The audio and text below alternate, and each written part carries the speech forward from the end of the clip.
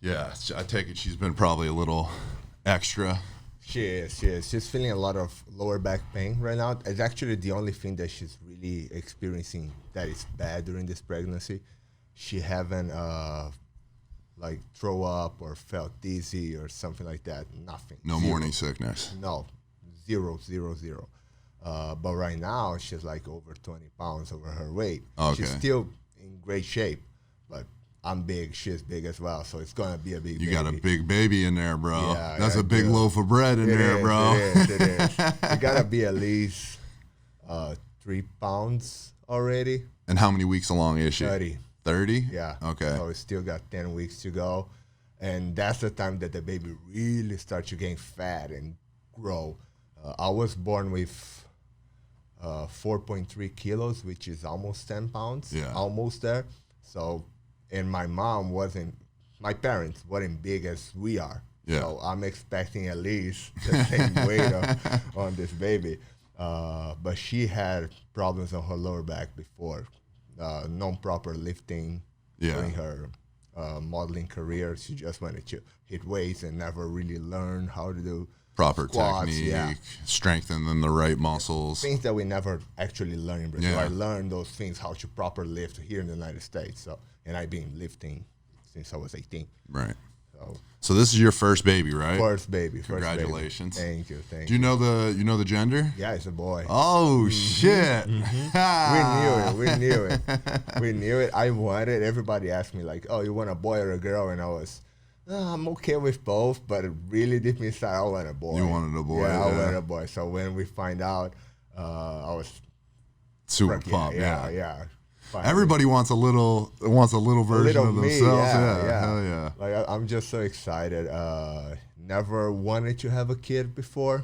When we moved here to the United States, we were like, okay, here is a little bit easier and safer place to have a kid. So let's try it. And we've been trying for 4 years. Yeah. Just trying. Where in Brazil are you from? I'm from São Paulo, Brazil. Okay. Biggest city in Brazil, like New York. Busy. I was just walking by right here and I saw a lot of homeless, a guy getting arrested, and I was okay, so this feels like home. It's crazy downtown Orlando, bro. Yeah. Like the homeless population down here has been rough for a while, but I feel like Through this between pandemic, with the it had to pandemic, grow. it's just exploded. Yeah. I'm feeling like I live just down the road. It's like 2 miles from here. It's not downtown, but they call it South Downtown. And I felt an increase as well of homeless people around where I live. Yeah. And of course, that is through pandemic. Gotta be through pandemic. So you feel I just heard you talk about not feeling safe raising a child back home. Yes. What, like, maybe it enlightened me to like why it wouldn't be safe to do so. There are a lot of first, it's not safe to anybody that lives there. Like for tourism, believe me, that's the best place to go. Not gonna happen anything with you. You're gonna have a lot of fun, great food, great people, and nothing's gonna happen to you. But to live in Brazil, to like do your chores and go to work and do this every day, I've seen a lot of things. Yeah. I've seen my sister was kidnapped. I've seen death. I've seen car stealing. I've seen it all. It's the kidnapping capital of the world, right? Brazil? I don't know, but because we have a different kind of kidnap. It's called flash kidnap.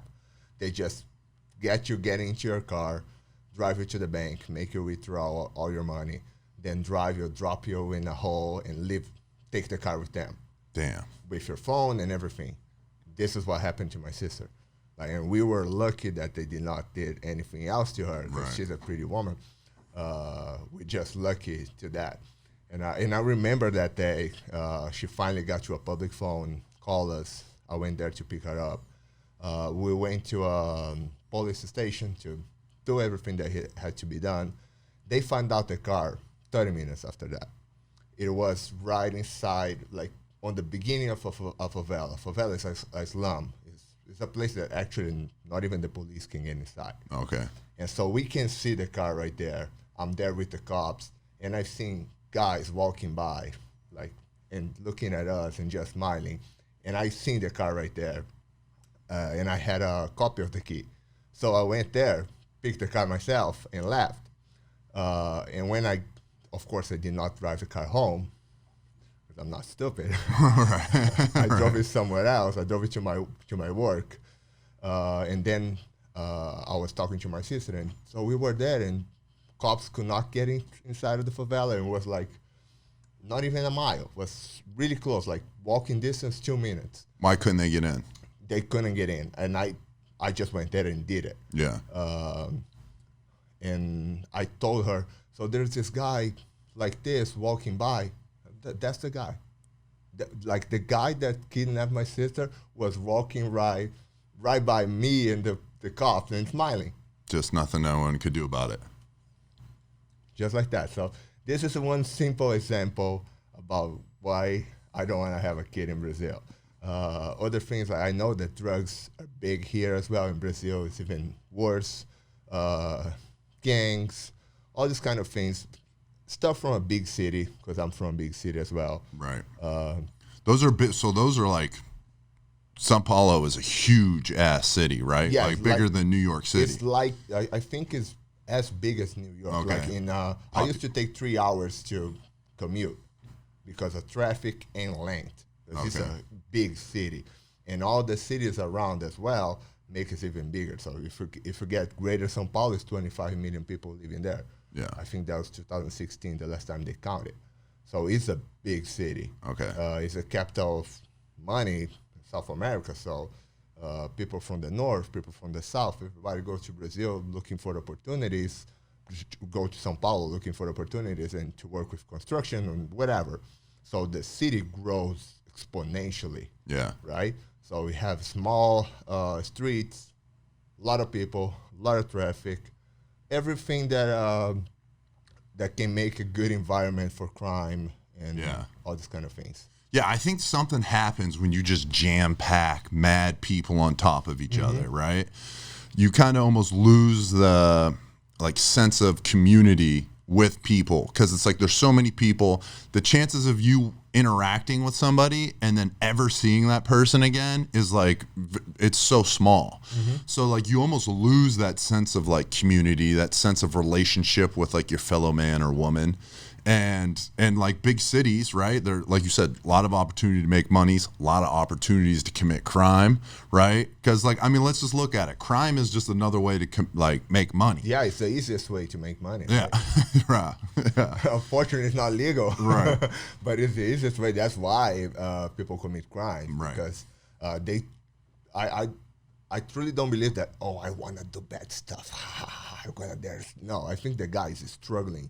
Try to work, try to do this, try to do that, and his boss did something bad to him or whatever, then he is in his last resort, and I got nothing else to do. I'm going to starve. I'm going to have my baby starve, so I will steal. Yeah. Because there is no way the educational system never taught me how to properly do stuff, and I didn't apply myself enough to learn what school was supposed to teach me. So this is the easiest way to go. Right. And people really go in that. Economical status, the whole economical system in Brazil and the culture leads everything to that.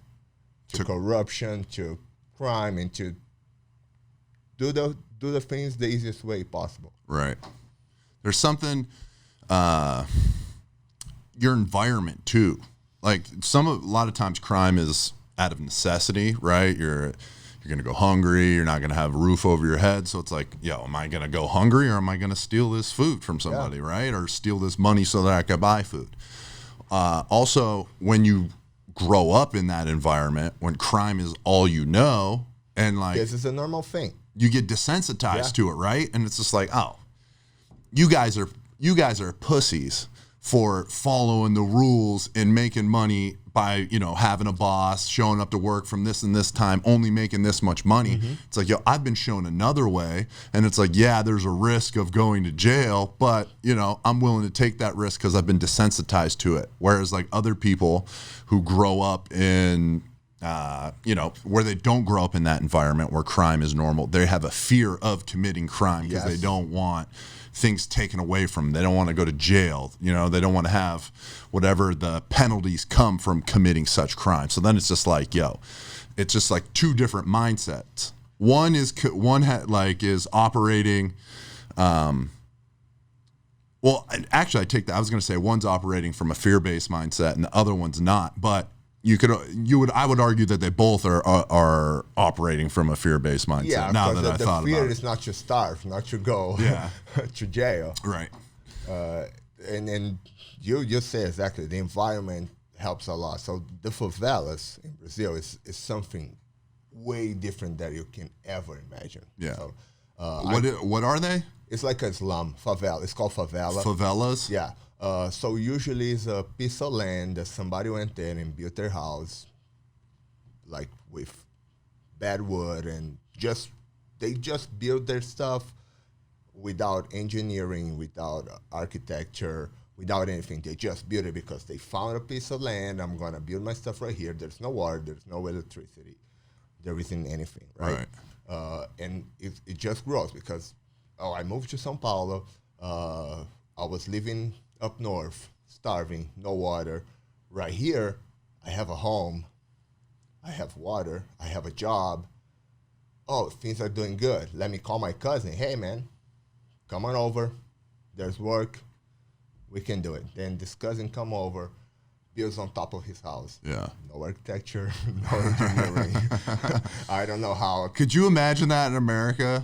Could you imagine like somebody downtown Orlando just building, like just getting a random lot of land and just building some shack? So I can imagine how, and that's not exactly the way it does. They usually build in a place a little bit far away. Like if you go to downtown São Paulo, there's no favelas in downtown São Paulo.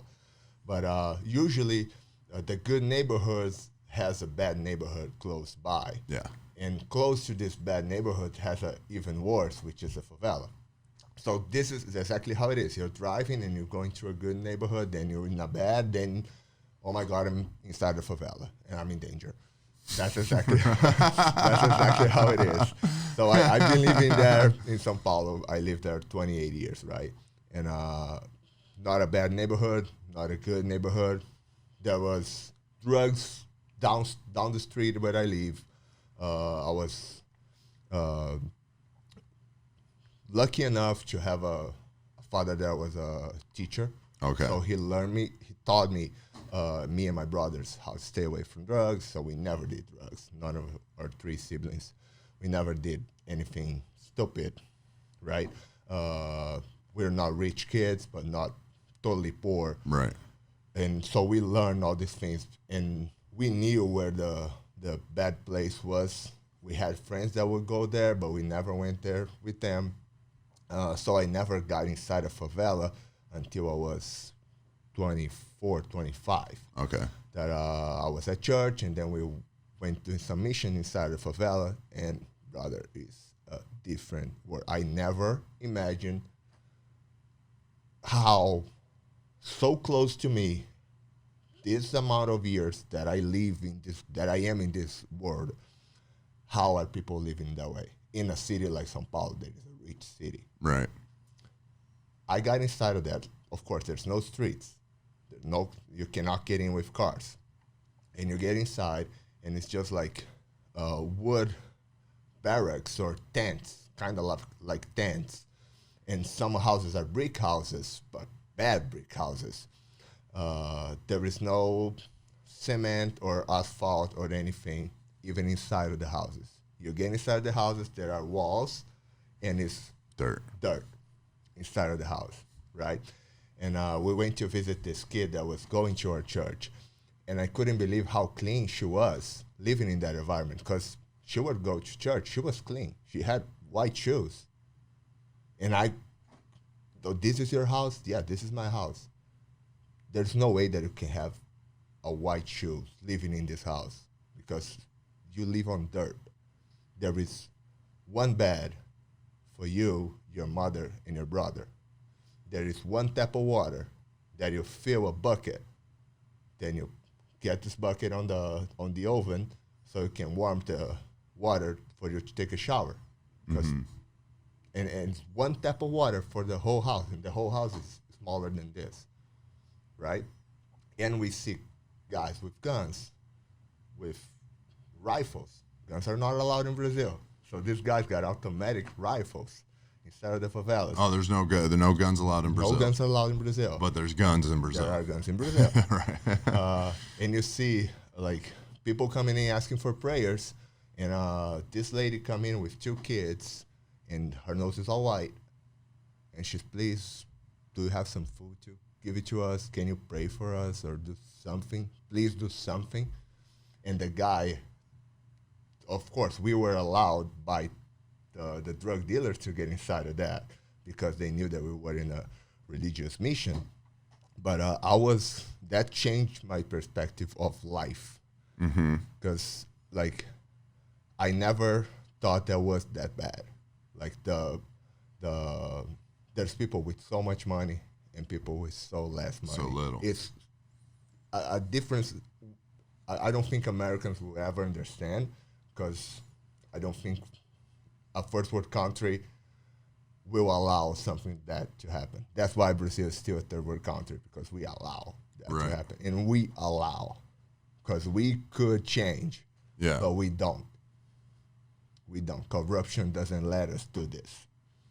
So, whoever, I mean, maybe this is good for whoever's out there listening right now, feeling sorry for themselves about how shitty of a day that they're having, or lost a job, or whatever circumstances that they're in. This might be a good little something for them to listen to. It is. It's one of them adages. It's like the old adage, no matter how bad you think it is, someone else has it worst. It is. And I'm talking about São Paulo. São Paulo is still a rich city. We still have a lot of favelas. If you go to the north of Brazil, there are places that people are really starving. Right. People were not supposed to be starving in 2020. Yeah.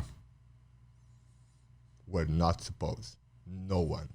We have plenty of food. The amount of food that I've seen. One thing that really got me when I got here in the United States, that got me mad. Hey, man, hold this about a little bit further out in front of you. Right here. Yeah, perfect. One thing that really got me mad was people throwing food away. How much food is wasted here in the United States? How much? Like, people don't finish their food.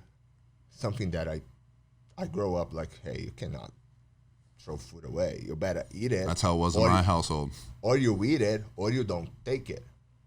If it's in your plate, cannot go to trash, because there's people that wanted this food. And right here, I seen people like, open up food. Oh, I don't want this. Didn't even try. Just look at it and threw it away. Like, yeah. It's crazy, dude. And there's people, I'm not even going to say Africa. There's people in Venezuela. There's people in Brazil. Yeah. They're starving. It's starving.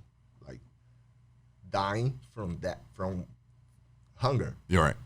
Like, they're in such a caloric deficit that their body doesn't have sufficient nutrients, and then that their body ceases to function. Yes. Yes.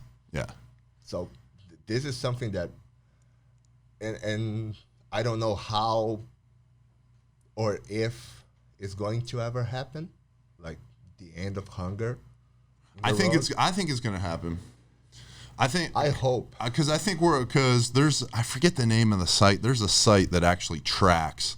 It tracks world hunger. It tracks running water and electricity. And I don't know the exact numbers off the top of my head, but it's like in the hundreds of thousands that every day people gain running water and electricity because of the advancements that are happening, in America and other like first world countries that are able to start building and growing and then expanding that to the rest of the world. And I think that that's one of the reasons, and not to get like political or anything like that, but one of the reasons that capitalism has been so beneficial to the world is that it has spread wealth beyond beyond our possible imagination. To think that at one time, like unless you were one of the most privileged people, you weren't guaranteed a meal unless you went out and hunted it.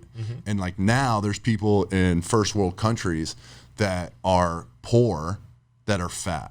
Exactly. You know what I mean? When people ask me, so there's poor people in the United States, like Brazilians, they ask me, and I say, they classify as poor, but I never saw a poor that fat. Right. I grew up not in a very good neighborhoods, the low socioeconomic bracket here in the United States. Grew up in a lot of trailer parks across the street from projects, shitty houses, like you name it. And it wasn't easy by any means, and it was definitely like a rough come up on my part. But as I got older and got to like learn about the world, whether it was reading a history book, which a lot of you out there don't do enough, so I highly recommend start getting those history books. Being able to travel to other parts of the world and see other parts of the world and experience and like see real poverty. And it's just like, what I went through sucked, but like poor in America isn't the same as like poor in other countries. Poor people in America have cell phones. Poor people in other countries don't have water. The homeless around my building, they stay there because there is an electrical port. Yes, to charge their phone. So they stay there charging their phones. Dude, there's a couple homeless guys that hang out in front of the studio, and I don't have a problem with them hanging out there, except for there's a couple that got aggressive one night, and I had to send them on their way. But other than that, I don't got an issue, man. I get it. Hard times. I don't. Of course, there are a lot more homeless in Brazil than here. Of course, I've never been to New York, so I cannot. I should be able to compare better São Paulo to New York, not São Paulo to California. Or California, yeah. I think the warm weather has a lot to do with like homeless populations here in the United States, because there was this thing where there was governors and mayors and shit that were like putting together bus programs for the homeless people, one-way tickets, giving them like $2,000, $1,000, and shipping them off to like California and Texas and shit. And it's just like, and there was like a big stink about it. And I think it's illegal now to do that, but they were doing that at one point, shipping them off to warm weather places. I heard stories about that on cities in Brazil as well. Like the best cities in the south of Brazil. Most white population in the south of Brazil, close to Argentina, where there's a lot of Germans. So that's where a lot of the Germans came from after World War II, right? Yep. They came to Argentina. They went to Argentina and south of Brazil. So there's this city called Curitiba, one of the biggest cities in Brazil, beautiful city. But I heard, I don't know if it's true, but I heard exactly that. Like, people from the north will get, you got a place to stay? No. You got a job? No. Get on the bus. Go to São Paulo. How long were you living in Brazil? How long were you living in São Paulo before you came to the States? I lived my whole life in São Paulo. Just 1 year I lived by the beach. That was 94. I lived by the beach. Then I got back to São Paulo. So I grew up in São Paulo, live in 2 houses in São Paulo, so mostly the same neighborhood. But I know whole São Paulo because I worked since I was 12, 13 years old. And I had to take documents downtown, so I know everything. I seen everything.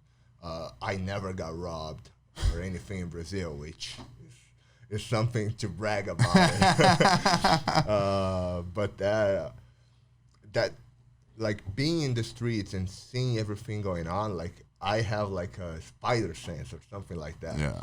So whatever. It's called street smarts, bro. Yeah. It's called street smarts. I was walking with my wife and I was, come here, get your purse on my side. And she was, come on, there's 2 guys just waiting to pick your purse.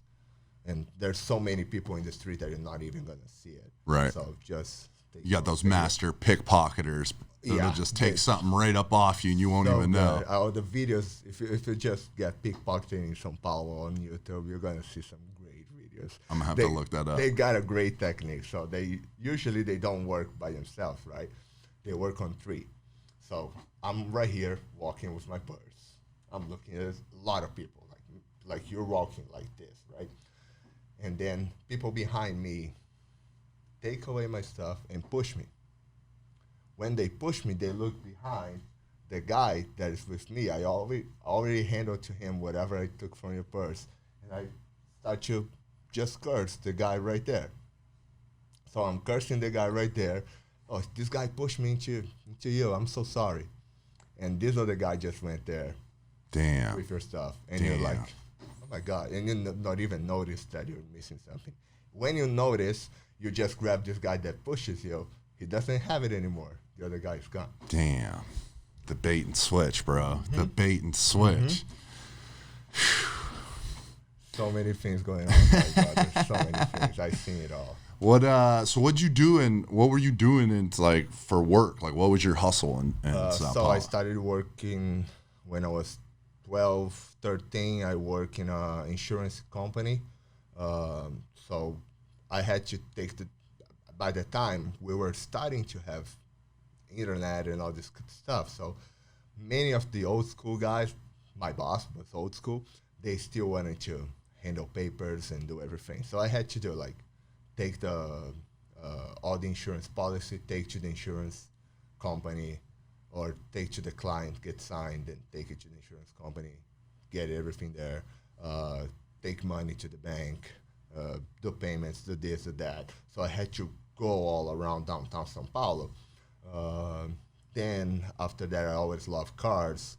So I quit that job to start working on auto shop just to learn how to work on cars. Yeah. And I did that for 1 or 2 years. Then when I turned 18, because everybody got enlist in Brazil. Every man got enlist to Brazil. In the military. When we turn 18. Okay. They may pick you up, they may not. So nobody ever gives you a job if you're about to turn 18. Oh, okay. Because if you turn 18, you have to leave your job to go to military. Damn. You have to. And of course, I wanted to go to military. I did everything they told me not to do because they pick the ones that don't want to go. Oh, okay. So they told me, don't go there wearing all black. I went there wearing all black. Don't go there with long hair. I let my hair all around. Don't go there in the last day because we have a time frame. Don't go there on the last day. I went on the last day. They did not pick me up. they pick up whatever else. So after that, I just keep working with cars. I finally got into a company that do appraisals to vehicles to get insurance. So if you want to get insurance in Brazil, it's not like here, you just call the insurance company, hey, I want insurance on my car. Okay, give me the VIN number. This is the VIN number. Okay, your car got insurance. It's not easy like that. There's a lot of scams. So you have to take your car to a place that they take a look at the car, and then they tell the insurance company, okay, the car is good. You can have insurance on it. So much theft. Scams. Okay. I've seen people really changing the VIN number of the car. I have people coming in with a car and saying, hey, this car is not the car that's going to be insured. The car that's going to be insured is crash. I got the VIN number right here in my hand. He literally cut the VIN number of the other car. It was the same color. And he said, I'm going to give you $2,000. You take pictures of this car and just say that it's this VIN number. And I was, okay, I do it. Of course, I did it. As soon as the guy leave, hey, so I got this guy here. This is the number of the policy, blah, blah, blah. This guy did this, and that. Right. You got to change me from this position. I cannot be working here anymore. I'm in danger right now. And that's how I got a promotion. They took me to the main office. Damn. Yeah, because I was really in danger. Right. Then I worked for 6 years for this company. It was a big German company. Then they have a downsizing. They let me go. I started to work for their biggest competitor. Worked there. Are you wrestling yet at this point? I started wrestling when I was 18. Okay. I did for like 1.5 years. Then I stopped to play football. So all of this work stuff was going through my athletic career as well. Right. So you're working and you're training to become a professional wrestler. Yes. And finally, WWE show up in Brazil saying, hey, we're going to scout in Brazil. And I didn't believe it, but they were. But everything worked out. Who was scouting? WWE. WWE. Yeah. Okay. Because I know you played American football. Yes, I did. In Brazil. At that time, when they were scouting, I was playing football. Okay. And I quit as soon as WWE say that there's this opportunity. Of course, like this for me was a dream that was never possible to be achieved, because it's like I'm from Brazil, so far away. Nobody knows who I am. Nobody knows what it is. I don't have the resources to learn and move to the United States and do whatever have to be done to get in there. That was literally a dream that could never be achievable falling into my lap. Yeah. Literally. Well, dude, so it fell into your lap though because you were hustling. Exactly. Because you were working for sometimes I just had this conversation, but a lot of times people are like, I don't know what my passion is. I don't know what my goal is. I don't know what I'm working towards. Like, what do I do? What should I do? And a lot of people just sit around twiddling their thumbs, hoping for a handout. But a lot of times it's not like, if you could have an idea of what you want to do, that's great. That's awesome. That makes everything a little bit easier, right? And you have at least an aiming point to work towards. But you don't need to necessarily know what you're doing. Like, you just need to be doing something. And if you're like working, will show up if you're ready. Yes. And so I was ready. I was ready. That's why something fell into your lap, right? You know? And then you were just ready to capitalize on it. Yeah, it was just like a magnet or something like that, right? You have something in your mind, and even though you don't know how to get it, a magnet will pull it into you. Mm-hmm. And if you're ready, because the opportunity shows up every day. Mm-hmm. Every day there's an opportunity showing up. If you're ready, you take care of it, and it's going to happen. And I was definitely ready.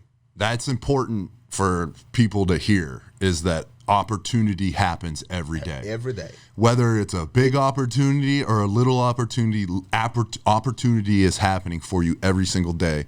And it's just on you to have the open-mindedness to see, feel, and take advantage of it. And if you don't have this open-mindedness, you're not going to see it. You're going to say that, oh, it doesn't happen to me. And that's okay if you don't see it every day.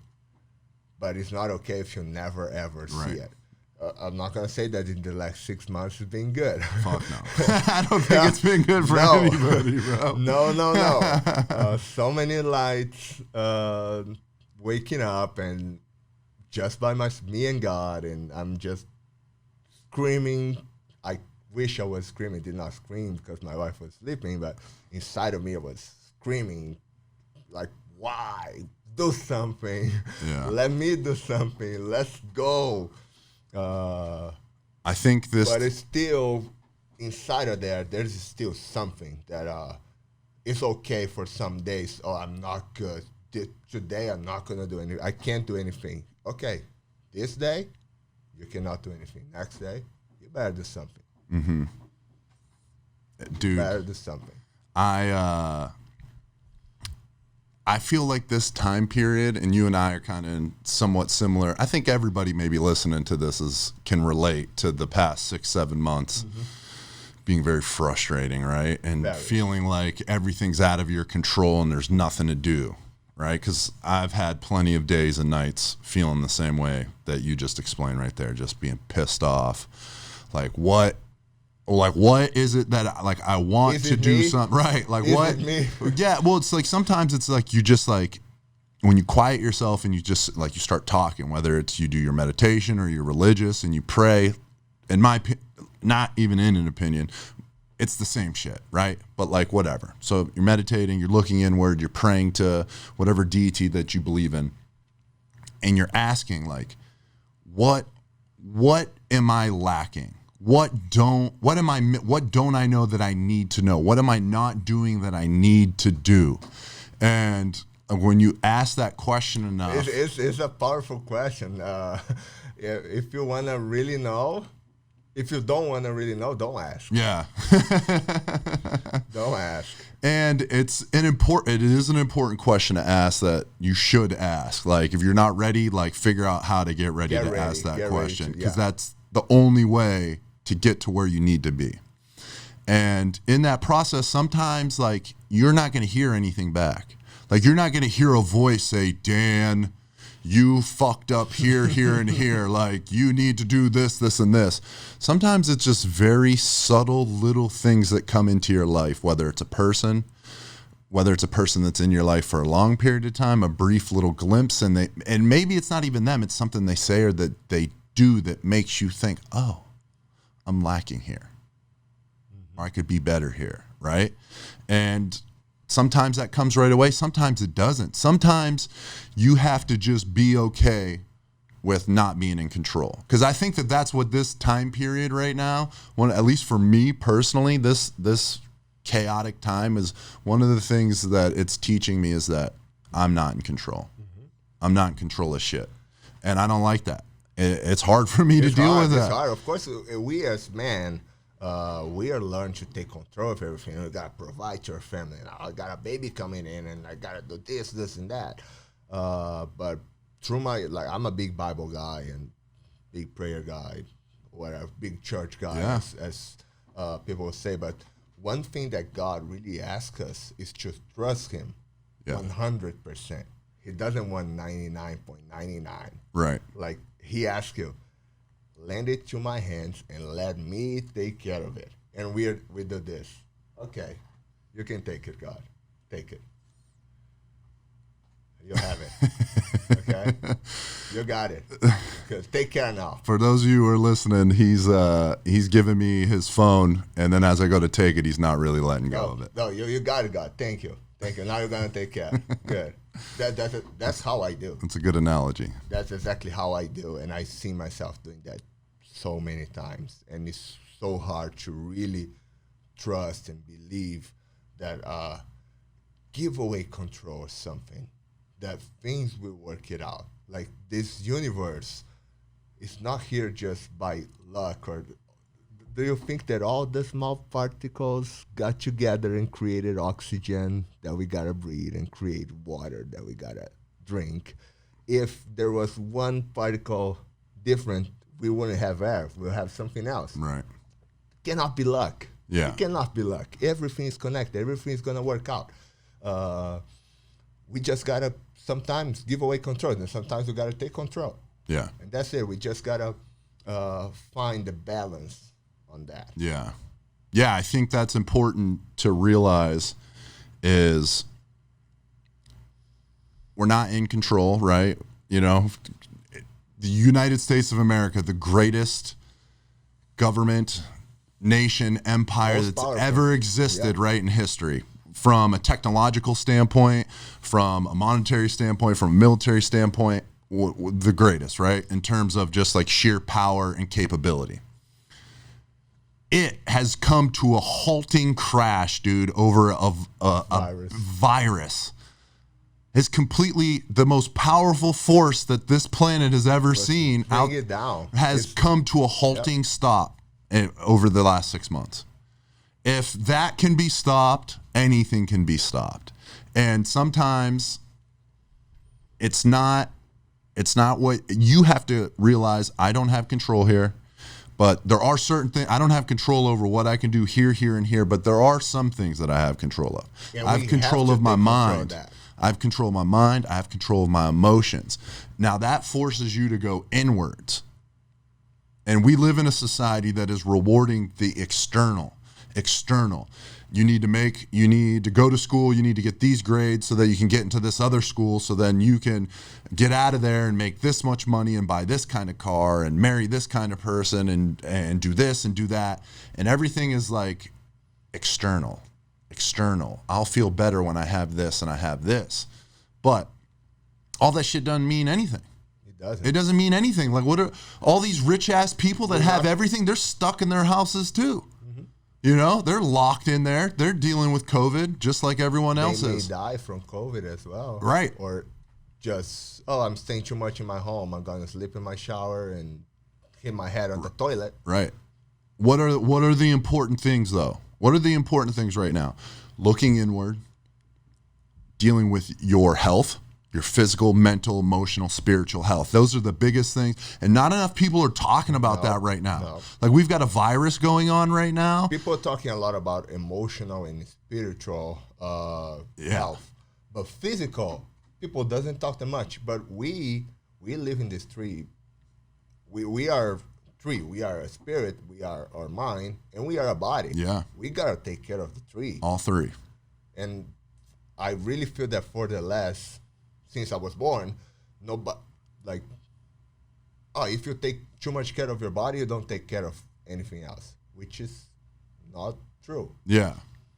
Some people, so that I think what that kind of comes from is you see a lot of people that only work on the physical, right? And they neglect the emotional, they neglect the spiritual, right? And you do see that a lot because there's this perception that if I build, this great body, if I'm jacked and I look good, I'm going to get all these women and people are going to like me and all this success is going to come my way. But do you believe that there's still people that think like that? Because all the people that are really fit that I know, like you are really fit. I'm okay. You're fit. You're fit, dude. That's when I saw you, I was like, damn, bro, you're looking thick and lean. I'm like, all right, Cezar. Thanks. 20 pounds in. And all the people that I follow, they are going to that three perspectives of life. They're taking care of their physical, their mind, and their spiritual. Yeah. And I don't know anybody that is really fit and only takes care of their body. I don't know.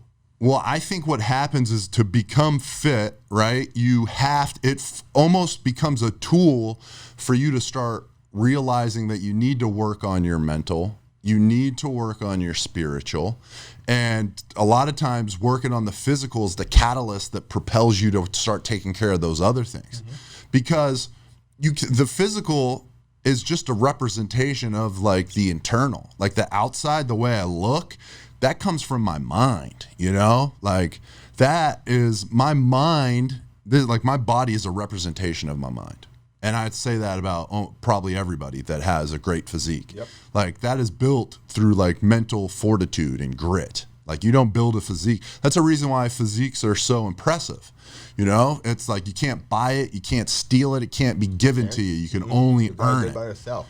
And I grow up listening that, jack guys are stupid. Jack guys are stupid. Everybody that's fit is stupid. And I never knew anyone. Like my dad was a PE teacher, but he wasn't jacked. He knew how important it is to be fit, to be in shape. Yeah. But he was not fit. Nobody in my family was fit. So I grew up listening. You got to study. You don't worry about getting healthy or getting fit because this is stupid stuff. Right.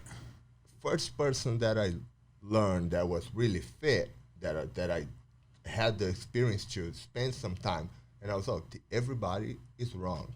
Because since forever, every person that is really fit was complete, like mind, spiritual, and physical. Yeah. I never met anyone that was like physically fit and stupid. Yeah. I never. I'm sure there's some people. I never had that experience. Right. No, I'm with you where I think it's a negative stereotype. I think a lot of times intellectual people that are really smart, they feel like taking care of their body, like putting the time into their body is a waste. Yeah. And to me, I'm just like, how are you? 1 hour of my day, man. I'm just like, how are you so smart yet so stupid that you can't realize the importance of taking care of the vessel that encases your brain? especially when all of the science is out on all of the cognitive benefits that come from having a fit body, right? Your cardiovascular system, My hormone system. your hormonal system, all of that is so intertwined with your brain. And then all of the studies about when, one of the best ways for students to learn is, to learn, right? To sit in class, read something, and then right afterwards, go work out in a high intensity type workout. And it helps like ingrain what they just learned in their neural pathways at such a deeper and more efficient way that they can uptake that information better than if they didn't work out before. I never heard that, but I'm doing right because I always read in the morning, then go straight work out. Yeah. So it's been working. Oh yeah. And then it's just like the physical, we don't talk enough about physical health, physical fitness, right? And a lot of times what happens is people get so wrapped up into how other people look, right? It's like, oh, this guy's much more jacked than I am, or this girl has a better ass than I do, or legs or abs or shoulders or whatever it is, right? And they see that and they worry about those things. But it's like, first of all, being fit isn't always about having a ton of muscle mass. Definitely not. Muscle mass comes with becoming fit, but everyone's genetics are different in terms of how much muscle you can put on. Second of all, you're doing that external thing again, right? You're worrying about everything outside of you rather than the shit inside of you. You should be thinking about, how much water am I taking? My nutrients, how many am I getting? Quality nutrients into me, micronutrients, macronutrients, and then most importantly, sleep. Those are the big three, If you can take care of those three, your health is going to increase exponentially, right? And then when you can take care of your internal, then it starts radiating out externally. Everything comes from inside to the outside. And it's not always fitness. Listen, I love lifting weights. I like pressing. I like rowing. I like lifting heavy shit. I like doing real hard shit that's going to make my muscles burn. And I like building muscle, right? I like that. That's cool. But being fit, getting in shape isn't necessarily going to the gym and lifting weights. Being fit is going for a 30-minute walk, dancing, hiking, swimming, kayaking, anything physical, rock climbing, like whatever you're into that causes you to increase your heart rate, and you can do that for 30 minutes or more, that is physical. Now there's a plethora of benefits that come from weight training that I think everybody should at least incorporate 1 or 2 days into their training, right? But in terms of just being healthy, just do something, move your body. Yes, every day. I went to the PE college for 2 years, did not finish, but I had a great teacher, great. He actually went to school with my father. Okay. So he knew my father. And one day he just asked, what is the best exercise that it is? Everybody. Swimming, because you get your cardio, you get your everything. And I have read before that weightlifting is the only one that really increases your bone mass. Yeah. And then drop all this bone mass and this and this and that. And everybody's wrong. The best exercise is the one you like it. Yeah. Because you're going to do it. Uh-huh. So I hate running. Most of my friends from church, they hate lifting. But they run. They bike. They bike for 3 hours. And then they ask me, how can I get like you? You're not going to get because you don't do the same exercise. Yeah. Because you don't like it, but you're doing good. You're doing good. If you're going for 3 hours on your bike, you're doing great. You're not doing good. Right. You're doing great, brother. Just keep doing whatever you like. Because this way, you will do it. I like lifting weights. I like the feeling. I like everything. I like the results. That's what I do. Just move your body. Do something. Do something that you like. My mom's like to dance. I always tell her, go to dance. Go to dance classes every day. Dude, dancing's a workout. It is. It's so hard. You ever been to it? Like any club I've ever been to where I'm dancing with a chick throughout the night, I'm drenched. Like I went out in nice clothes and now they're they're getting washed. So dancing is it is. It's cardio, bro. It is. It's cardio for sure. There's some soccer teams in Brazil that back in the 90s, they start to have dance classes to their soccer players. and we could see the increase of the footwork Yeah. on these guys just because they were having dancing classes. Yeah. Yeah, that's been like a very popular thing throughout, like over the ages, where like at least over the last 30, 40 years in like athletics, where people, especially with men, being like, oh, dancing is like feminine, right? And then like, I wish I could dance. yeah, and then guys getting into it, and then their footwork increasing and them getting better at their I sport. remember at the football times, there was this fullback. Bro, he was, of course, we were never very talented because when I started playing football, nobody knew anything. We had to learn by ourselves. Yeah. No Americans, nobody taught us anything. Like a lot of different cities in Brazil were learning the same way. And the guys in Rio, they were playing the sand. So they were already stronger because they used to play in the sand. Right. And there was this fullback. He was like 300 pounds, fat. Big friend of mine, Miguel. Big friend. Never worked out in his life.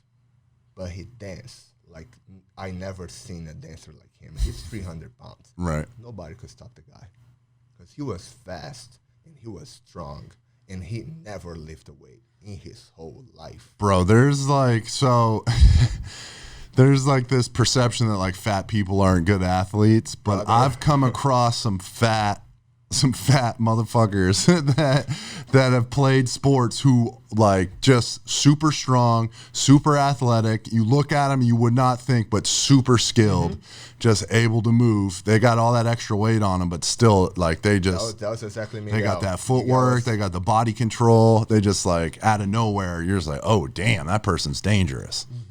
And not many fat guys at football time were like this because usually our linemen were just really fat guys that never did anything. Right. Of course, they could never play any other sports. Oh, good, there's football, I can play something. But they were bad. Yeah. Like bad.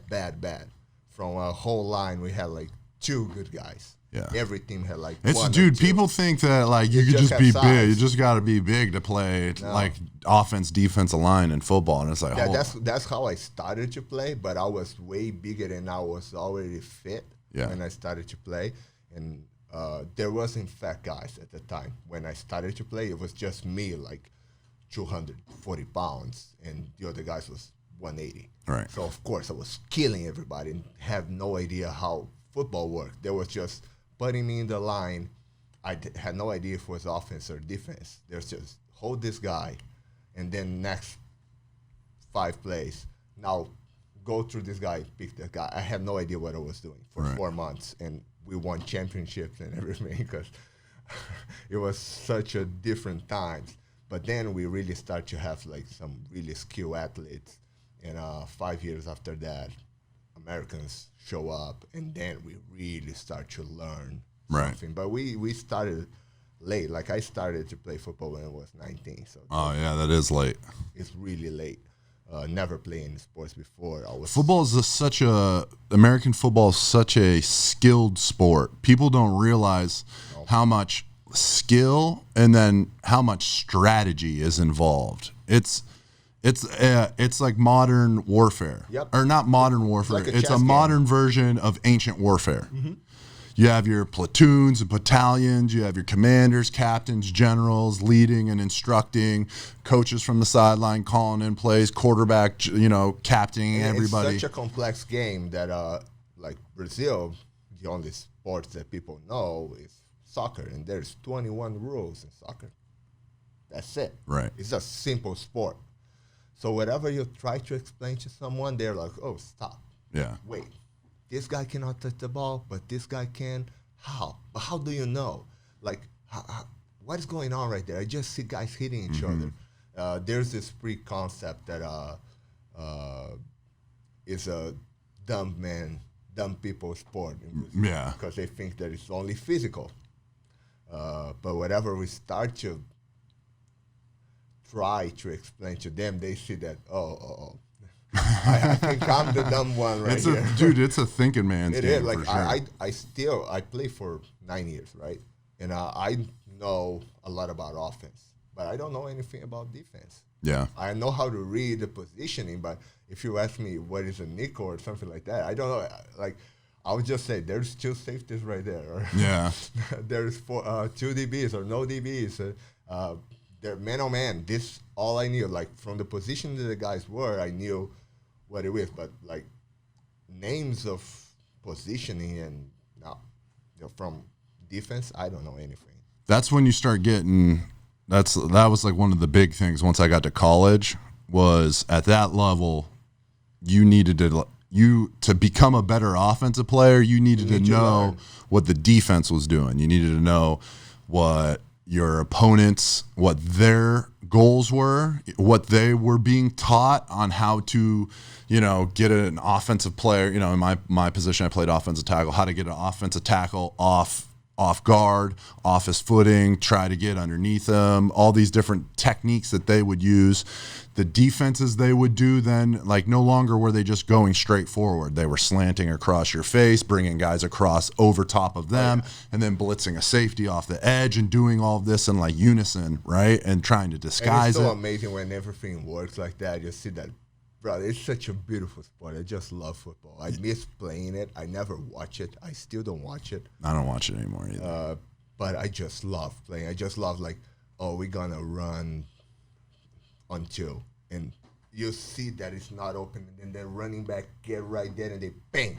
Yeah. Right on time it opens. It's just like, yes. It's almost sexual. Dude, it's on. I always say, like, especially in football, there's like games within the game, and in particular, like the lines, the line, so good. the front seven, is the game within the game, and especially on offense, you got 5 guys working in unison, right? They have. And whenever I watch football, that's the only thing I keep my eyes on. Yeah, which is funny because if you're just a regular fan, you never watch the line, you follow the ball.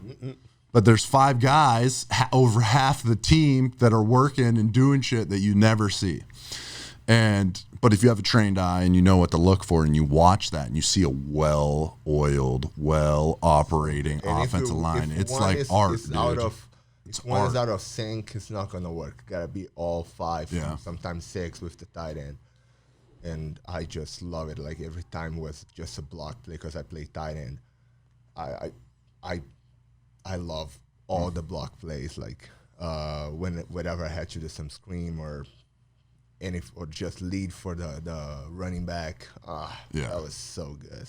The best feeling ever when you're really running and you just feel the hand of the running back behind you and you know that he's following you. Oh, yeah, come with me, baby. You're in the right place. So American football, WWE came in. And then you had, so that gave you an opportunity to try out. Yes. Right. And it was crazy because as I told you, I was playing football. The guy that trained me wrestling in Brazil, he was calling me every year to get back. Every year. And I was so into football right now. I'm sorry, not going to happen. And then one day he called me and said, hey, WWE is coming in for a scouting. They want a big guy. I don't have a big guy. You're in great shape. You look great. Come back in, train for 2 months. They will be here. They will see you. And I didn't believe the guy. Like, for me, it was such an impossible thing to happen. Like, WWE is going to Brazil to look for talent, to hire. It was so out of, no, that's impossible. What day they're going? They're coming in April 24th, the day that I was getting married. Exactly the day I was getting married. So I just didn't believe. I said, I'm getting married that day. I cannot go. And I was really in peace by myself. Like, this bull crap. It's not going to happen. Went to my wedding, got drunk, wasted. My uncle and aunt dropped me at the airport. Me and my wife went to Cancun for a honeymoon. So almost 24 hours flight, right? Stop here, stop there, and we wasted. We were bad. bad. So finally got to Cancun. Went to bed, sleep. First thing, sleep. Wake up the next day, got my Facebook. I see pictures of William Regal with my my trainer from Brazil, and that I was, oh my God, I lost the opportunity of my life because I always wanted to move to the United States. Always. I tried before, not legally. Thank God, didn't happen. And I was just, my God. What do you mean not legally? Yeah, I tried to just move here. Oh, okay. And stay. How? Just catching a flight? Yeah. I bought a ticket. I tried to get a tourist visa. Thank God they denied my tourist visa because if that happened, I wouldn't met my wife. I wouldn't be in the WWE. Everything works. God, it works in a mysterious Sometimes way. things don't work out, so other shit can work out. I'm 100% good with that. So I just got my wife. I think I lost the opportunity of my life. I don't know what's going on. Grab a phone, call the guy. He said, no problem. They came here. They look at the guys, didn't like anyone, ask about you. They're coming back in October. Can you be ready? I will be ready. No problem. Just drop the phone, call the guys from the football team. Hey, don't count on me for the nationals. I played a state, but don't count on me on the nationals. I'm out. I'm going to train wrestling. Going to get back there.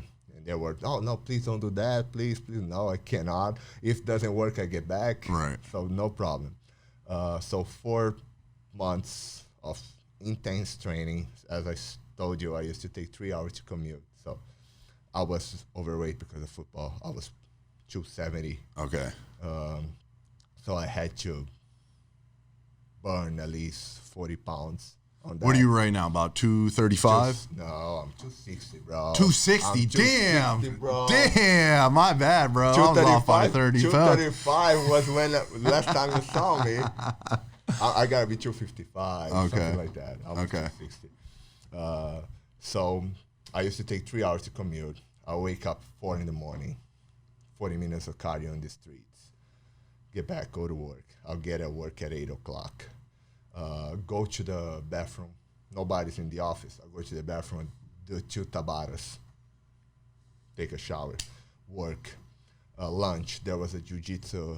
For those of you who don't know, Tabata is like a cardio, a very intense cardio-esque workout. 8 sets, 20 seconds working, 10 seconds resting, 4 minutes.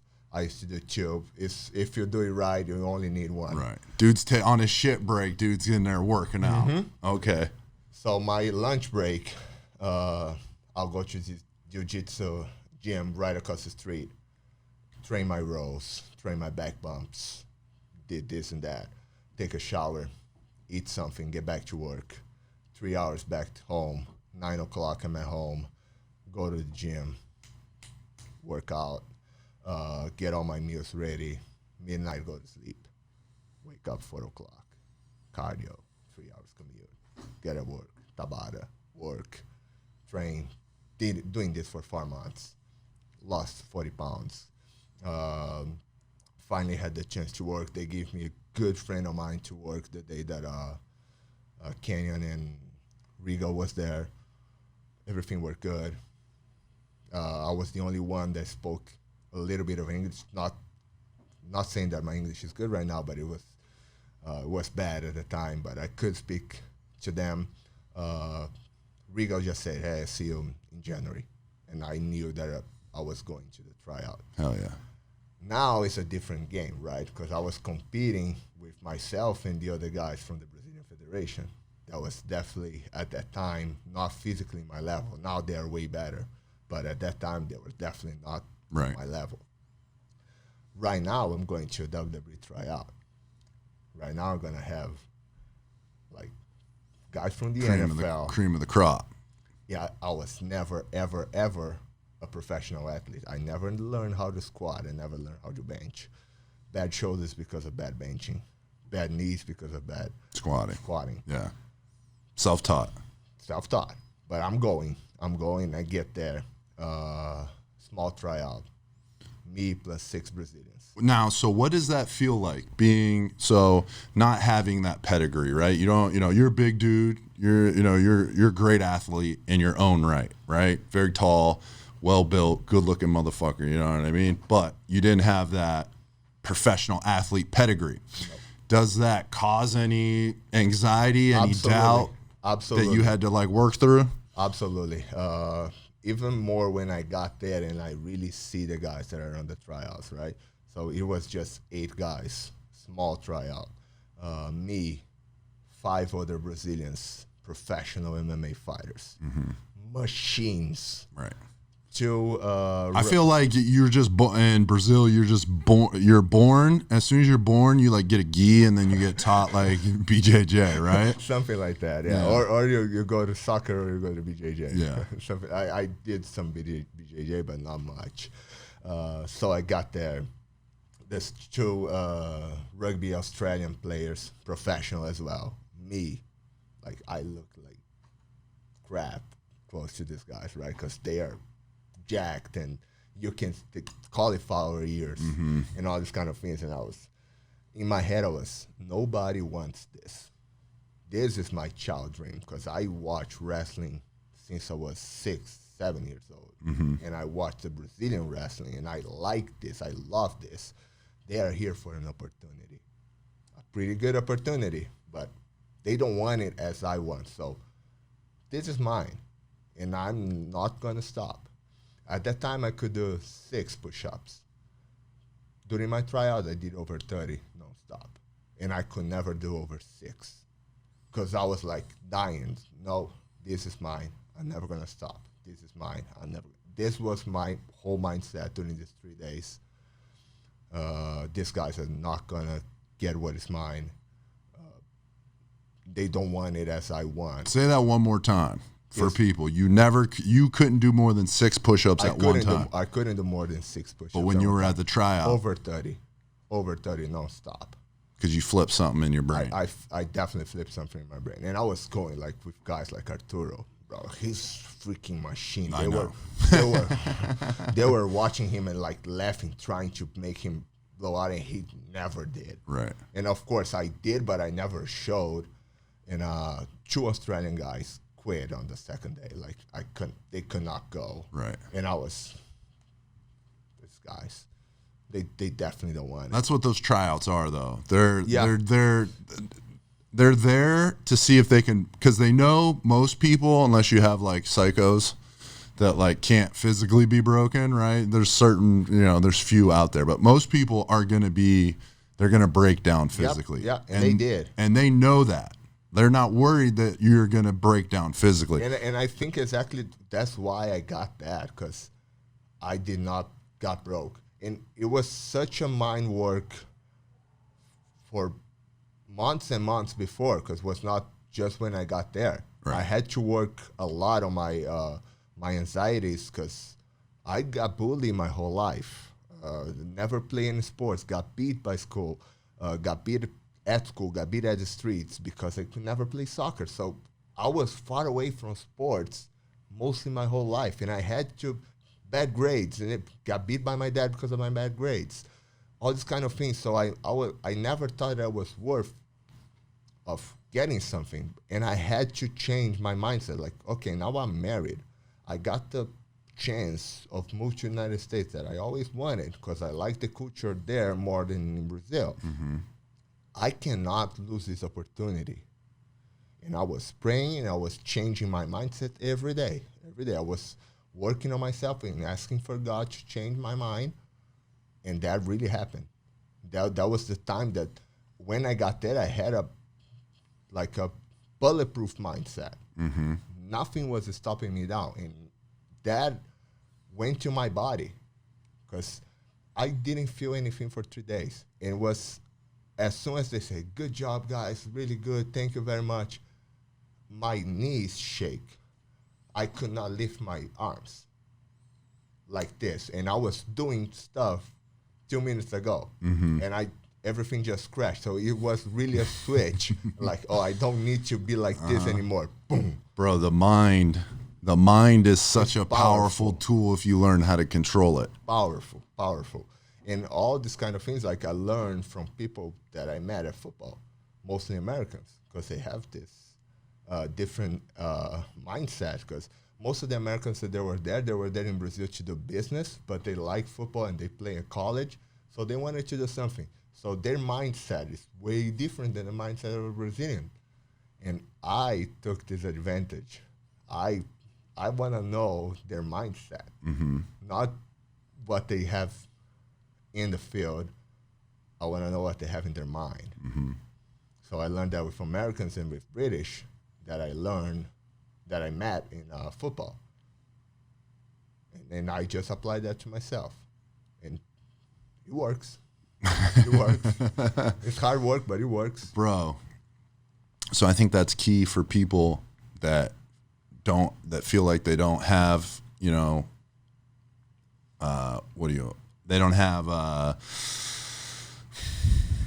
have mentors. That's the word I'm looking for. They don't have a mentor. They don't have a big brother or dad or somebody to show them the way, right? I never did. A lot of us don't. I was looking for someone. But if you're right, you took you didn't let your pride, you didn't let your ego, you didn't let any negative emotions or woes get in the way. You saw people that were doing shit that you wanted to do, and you were like, yo, how are you doing that? And I remember the day that I decided to really change, right? So when I started to play football, my brother never got into football. My brother had great grades. Amazing soccer player, amazing basketball player, amazing volleyball player, amazing in jiu-jitsu, strong, not tall as I am, but he's like 6'3", but right. His nickname is Dinosaur. So you can imagine how this guy is. Amazing, right? And always, my whole life got compared to him. Never liked it because I was never good at any things that he was good. So I always, when I turned 14, 15, I started to go to church. I started to walk with different people than him because this way, people don't compare me to him. I don't have to deal with that. And I kind of hide that, right? Started playing football. Football sucks. You're playing flag football because first couple of years we played flag football. Okay. And but we still had contact. Right. This sucks, that blah, blah, blah, this and that. No. Someday he show up. And of course, I was killing at the time. He show up and he killed it. First day, so good. All the attention on him. So I have no attention anymore, right? Uh-huh.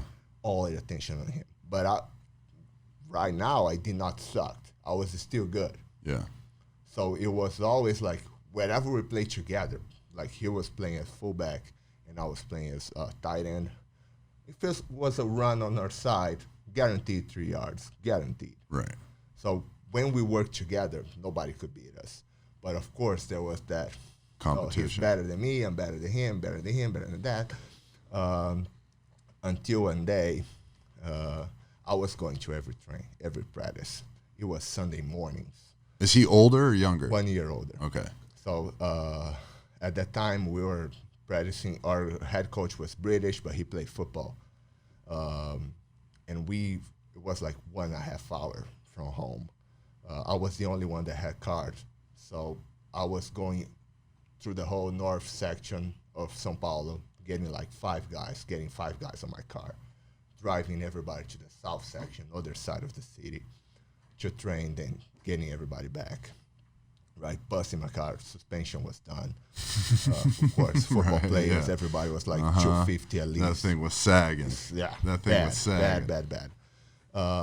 And a lot of days, my brother just didn't want to go to practice because he was just so good. Right. He really thought that I'm too good. I don't need to go to practice. You're gonna put me in the game and I'm gonna kill it, and he will kill it, whatever he was putting in the game.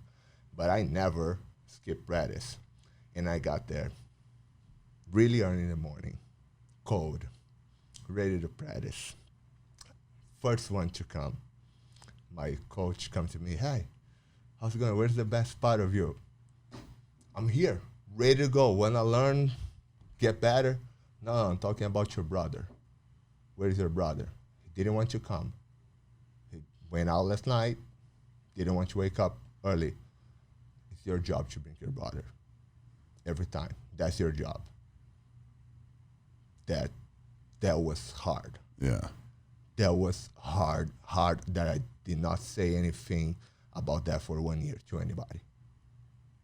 But that changed myself. That was, oh yeah? Yeah. That's the best part of me? You're going to see it. Uh-huh. And then bang. I was training. My mind was bang, bang, bang. Not in just football, but everything in my life started to, I applied that in every aspect of my life, and everything started to get better. Finally, I got way better than my brother in football. I was captain of the national football team. He was never even invited. Of course. He wasn't showing up. He wasn't showing up. Talent only takes you so far. Exactly. Talent only takes you so far. Hard work beats talent. Always. You never underestimate the ability to train. Never underestimate your ability for skill acquisition. There's going to be people that are going to be like your brother, that are just going to wake up and be better than you. I've seen so many people that can run like the wind, jump over buildings, strong as a bulldozer, but whether they don't have the right mentality or right discipline, or everything's come so easy to them, they don't think that they have to show up. And at a certain point, you may have the skill to play, but when the game gets hard, and the game always does get hard. And that was exactly when I show up. Right.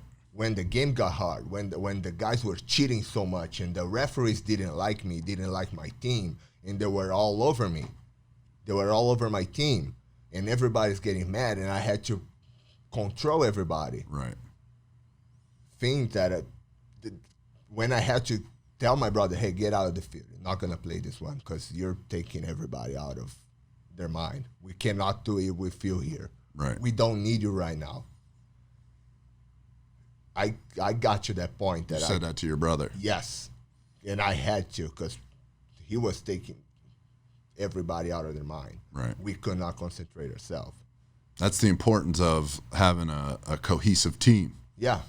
No matter how good. And he was like, in his mind, he was so good that he could play by himself. That he did everyone that made a mistake, he would go all over this guy. And I was, no, that was our mistake. Those are cancers. And then I had to, hey, as a captain, I went to my my coach. You put me as a captain. We having a problem. We need to do something. I want to take him out for a bit, because he's the best player we have, but we are losing because of him. He's taking everybody out of their mind. And he never got back to play. But our team got good.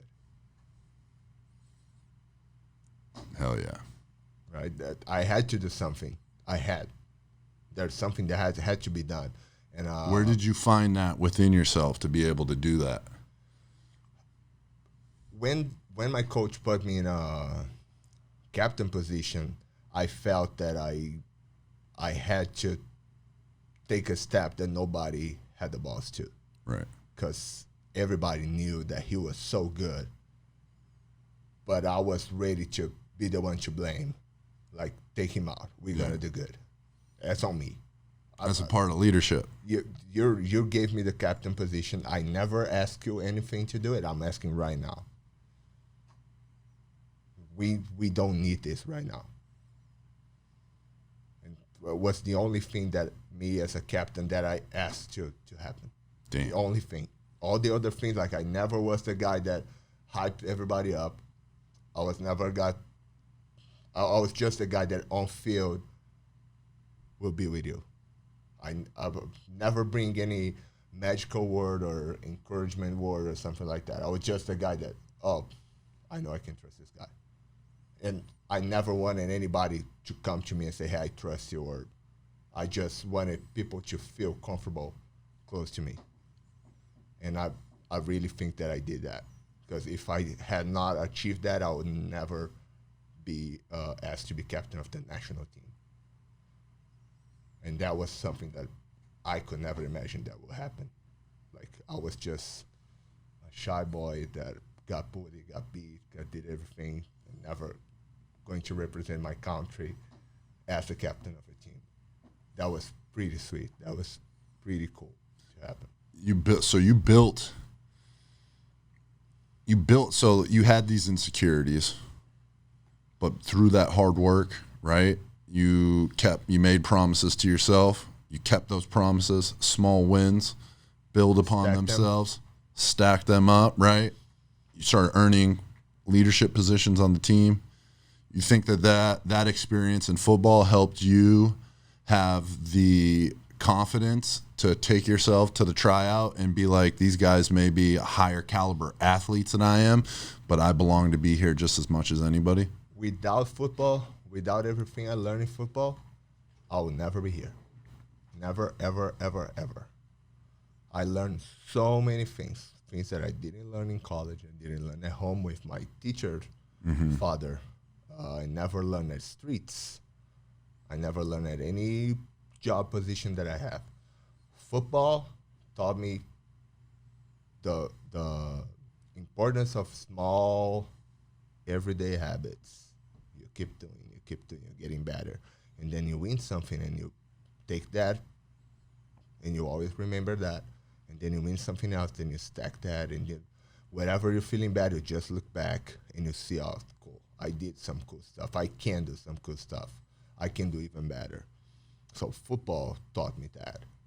Taught me that I can improve, that I can get better, that I always can get better, that I'm never going to be good enough, but I should never stop trying to get better. This I learned on football, 100%. And I don't have any savings. I spend a lot of money playing football. Brazil is a big country, it's the United States. Equipment was by ourselves. We have to pay for equipment. We have to pay monthly fee for the team so the team can still work. You weren't getting paid. We have to pay for our travels, ticket flights. Many times, a lot of players could not afford. We have to pay for other players.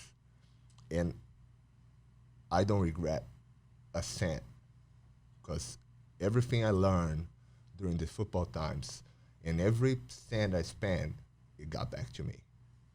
Not in money right now. Someday will come even bigger, and it's day by day it's getting closer. But all the things I learned through football was worth it. Just way more than worth it. It's crazy. You've got to, like, especially men out there. I mean, this applies to women too, but like when you're coming up, you've got to put work in early on skill acquisition. I did not have that chance. Whether it's I did that late, and you still can do it late. Yeah, it's never too late. But as you're coming up, you don't have value, especially as a man. You don't have value early on, right? Women have value in society because they are the life bringers of the human race, right? So they have value right off the bat, right? Men, you don't have value until you can start providing, whether for your family or for the society, right? You're a great engineer, mechanic, whatever it is, you have a skill that can help, right? But you have to develop those skills. You have to kind of separate yourself from all of your friends that want to go out and party and do all of these things. And I'm not saying you got to live like a monk, right? But you have to know that for these next X amount of years, I'm going to have to get super disciplined. I'm going to have to get super focused. I'm going to need to say yes to as many opportunities, and to everything that I say yes, I have to keep myself accountable to, keep my word and work hard to develop these skills so that one day all of those skills that I didn't see any rewards for, didn't see any monetary value for, an opportunity is going to fall in your lap, right? That is going to come your way, that's going to allow you to start making money, to allow you to increase your status, to allow you to start bringing in different, women are going to start seeing value in you. Companies are going to see value in you. If you want to build your own business, now you're going to have all of the skills because you've worked for other people who have owned businesses. You've seen how they've operated, the do's and the don'ts. You've built skills in a bunch of different areas. Now you're able to now put yourself in a leadership position, start your own business, build that up, hire other people, teach them, bring them along the way. But it takes time. It takes all of that time, all of that hard work in the dark, right? That trench digging. Nobody sees it. Nobody sees it. That's like the overnight success bullshit, right? And one of the phrases, the sentences that my British coach ever told me and never get out of my mind is knowledge doesn't take any room in your head. So bring as many as you want. Just keep learning. And one day everything's gonna connect, or something's gonna connect, and you have all this knowledge, all this information that is useful, that you learn, that you know how it works, because you been into that situation. You really know how it feels, how it smells, how it tastes, because you try that. You know how it is. And whenever you're going to need it, you can just get that back because you know how it is. Right, you have the experience. You've tasted it before. So, WWE tryout, they were like, hey, we're hiring you. Yep. Probably, 9 months or something like that? You had to wait before you reported to Orlando? Yeah, something like that. It was like 3 months until they finally sent an email saying that it was approved. Of course, they say like, oh, okay, it's going to be 12 weeks. Friday of the 12th week at 6 o'clock. We got the email saying that I got approved. Now I need a bunch of information about you, this and that. I got to check the FBI if you're not a terrorist or something, blah, blah, blah. It's a pretty extensive background check you've got to go through. 12 weeks. Friday of the 12th week. Then you have to do the medical background check. I had to come here to Orlando to the medical. Did a medical in Orlando. Got back. So I just got married, right? Less than 1 year.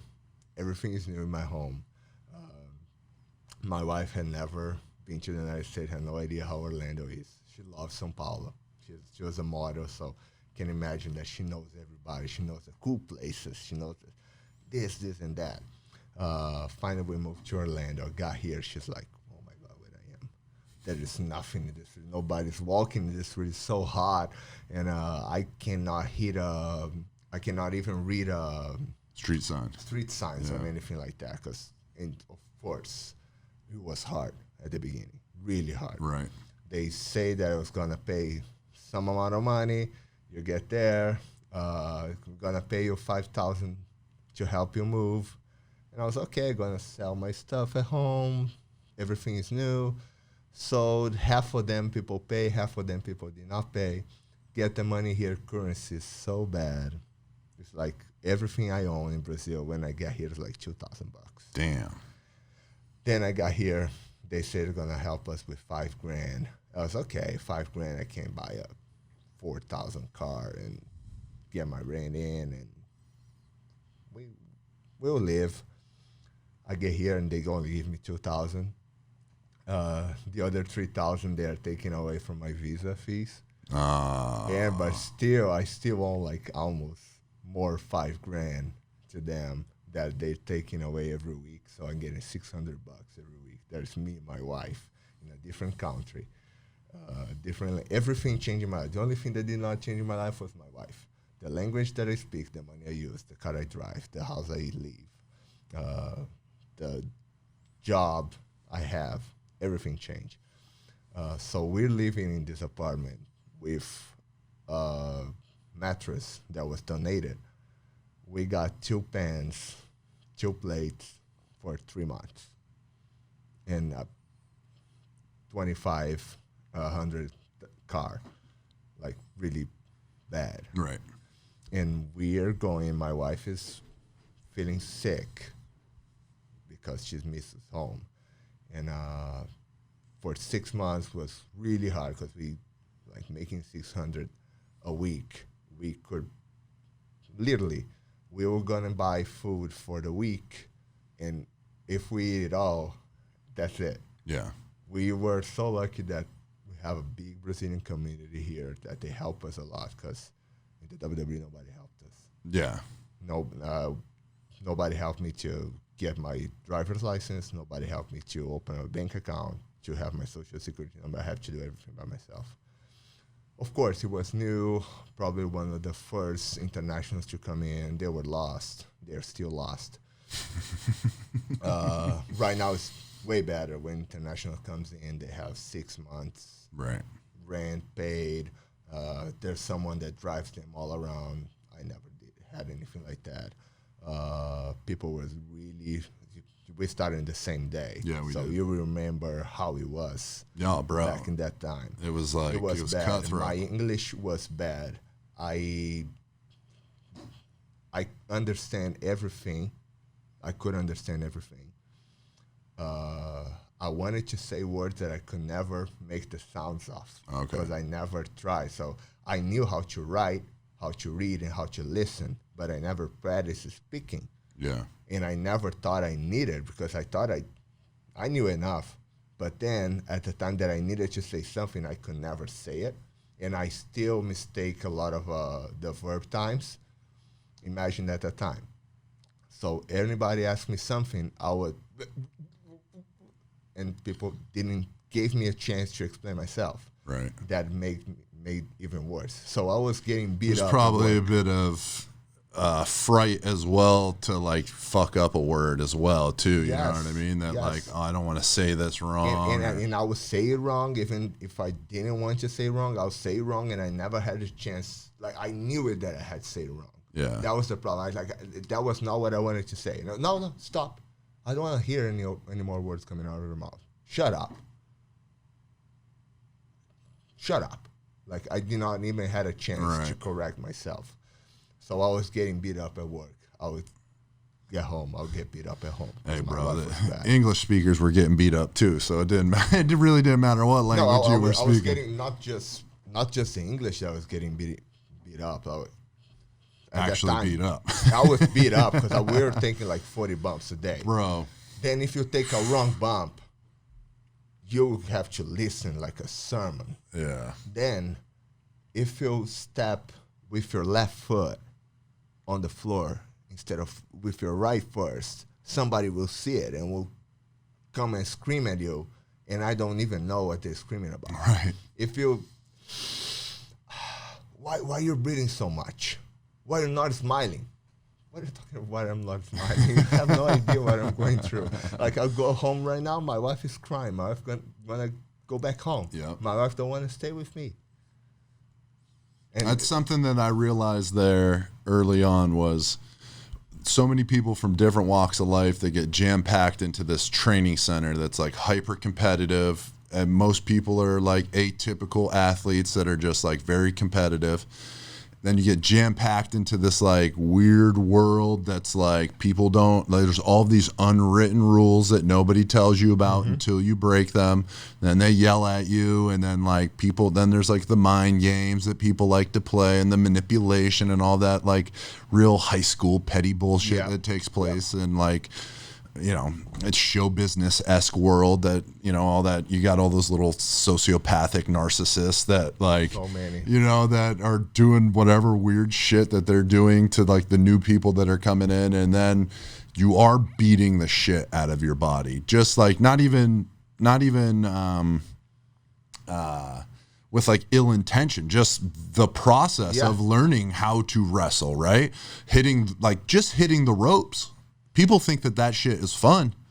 Those are fucking boat ropes wrapped with tape. Like you have rope marks on your back for a month straight when you first start practicing. And if you just stop training for 2 months and you get back, you're gonna get it again. I haven't been in a ring since March, so I can only imagine whenever I get back in there what it's gonna be. It's gonna happen. Yeah. It happened to me.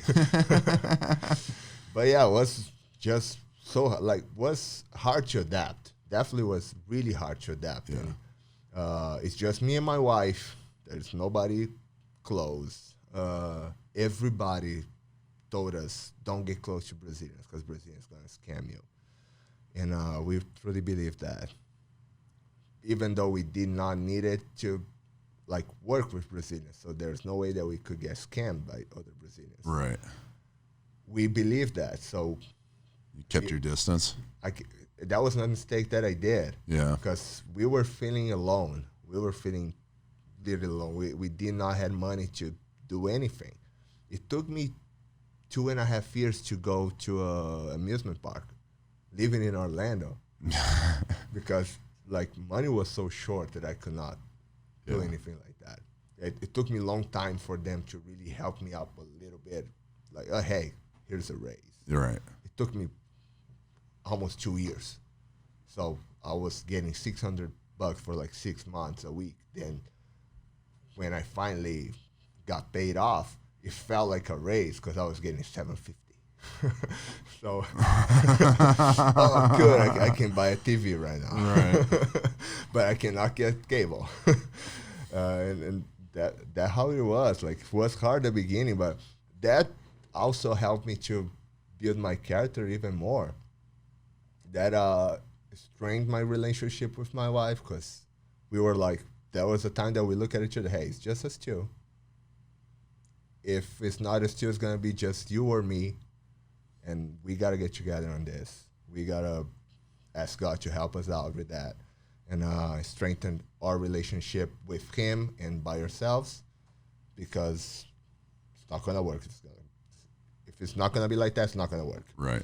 But that helped us out so much. And right now, me and my wife, we've been married for 7 years, and it's like, well, I just look at her and she knows what it is. She looks at me, I know what it is. That really helped us learn about each other and love each other even more. Well, those trials and tribulations really test a relationship. Yeah, right. It did. And was not something that, like, I was never disrespectful to her, untruthful, and she did the same. But it was just difficult aspects of life, like going, like, she said, I want to have an ice cream, and I could not take her out to have an ice cream. There were weeks that I have to pick if I'll buy soap or shampoo. I bought shampoo, so this way we can wash our hair and our body. Right. And of course, and I'll look at her and I knew that she didn't like it, and she was not like disappointed or mad, she was sad. Yeah. That's even worse. Like, it's got to be hard too as a man to I wasn't like, my God, I cannot buy provide soap to my wife. And then it doesn't help that you're on the road No, or at the exactly. performance center. I'm 3 days a week, I'm out, and she's by herself. Right. And I got the car. She's locked down at the apartment. Right. And Orlando is not a city like São Paulo. You just take a bus or take a subway and go anywhere. No, you don't. You stay there. So, like, my wife is just so strong. She just helped me out so much with that. I could never be here without her as well. So all that we've been through is just lead us to where we are right now, that we are in a good place. Like, we trust each other, we trust God. We're so happy that we are about to have a kid, our first kid, in a very hard times as well. We probably close to when we got here, but all the things that we went before brought us trust that God is taking care of us. And I, being 6 months unemployed, I cannot complain. God has been taking care. God has been taking care of me in a way. We still got time. Like, before I got fired, right? WWE is my dream job. Always wanted to be here. Of course, I was frustrated. Of course. Right. Absolutely. So frustrated. Every day praying, why God help me out? What am I doing wrong? I have to do something. If I have to do something, what it is, God? What is my problem? Why it's not working? This is waking up in the middle of the night. Same thing. And I always in the morning do my devotionals, read the Bible. Some part talks to me. I stop in there, meditate, pray, and God always talks to me because I'm connected to Him so much, because I do this every day that my eyes are open and I can feel and talk to Him. And this day that I'm bad, I'm really bad, like I have no idea what to do. And I read my devotional and got to the book of Numbers. In the book of Numbers, there are some parts that it's just name of the families, and like 3 chapters. It's just Daniel is son of Caesar, son of Marcus, son of blah, blah, blah. 3 chapters of this. So there's nothing that I can take out of this, right? And I'll, come on, God, please talk to me.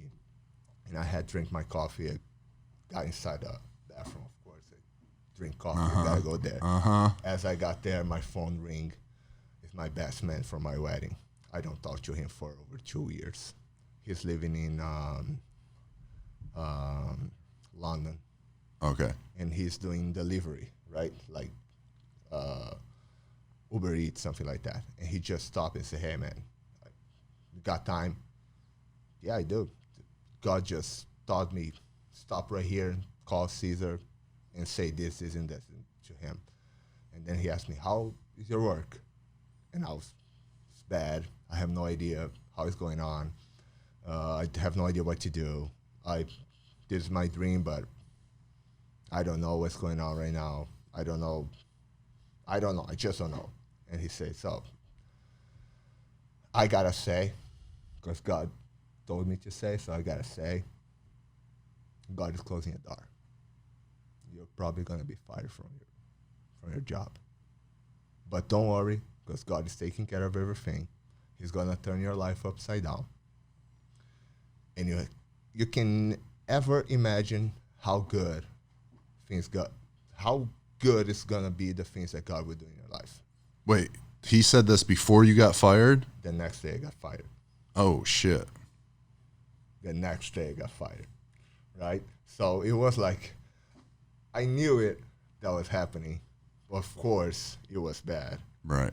Because right now, okay, how am I going to provide? But I still got to remember that God is saying that it's going to take care of everything.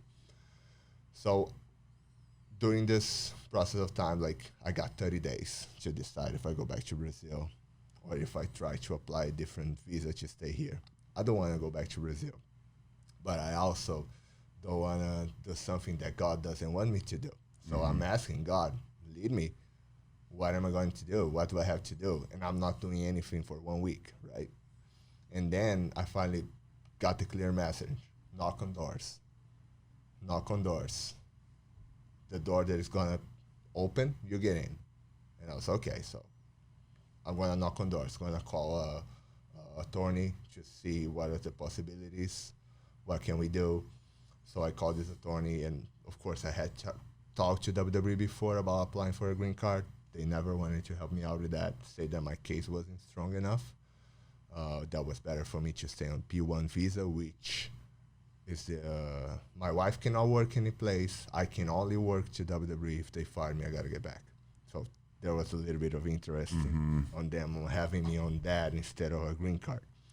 So I called this attorney. He said this. So there's two options. You got a EB2 visa, which is a exceptional abilities, which applies to you.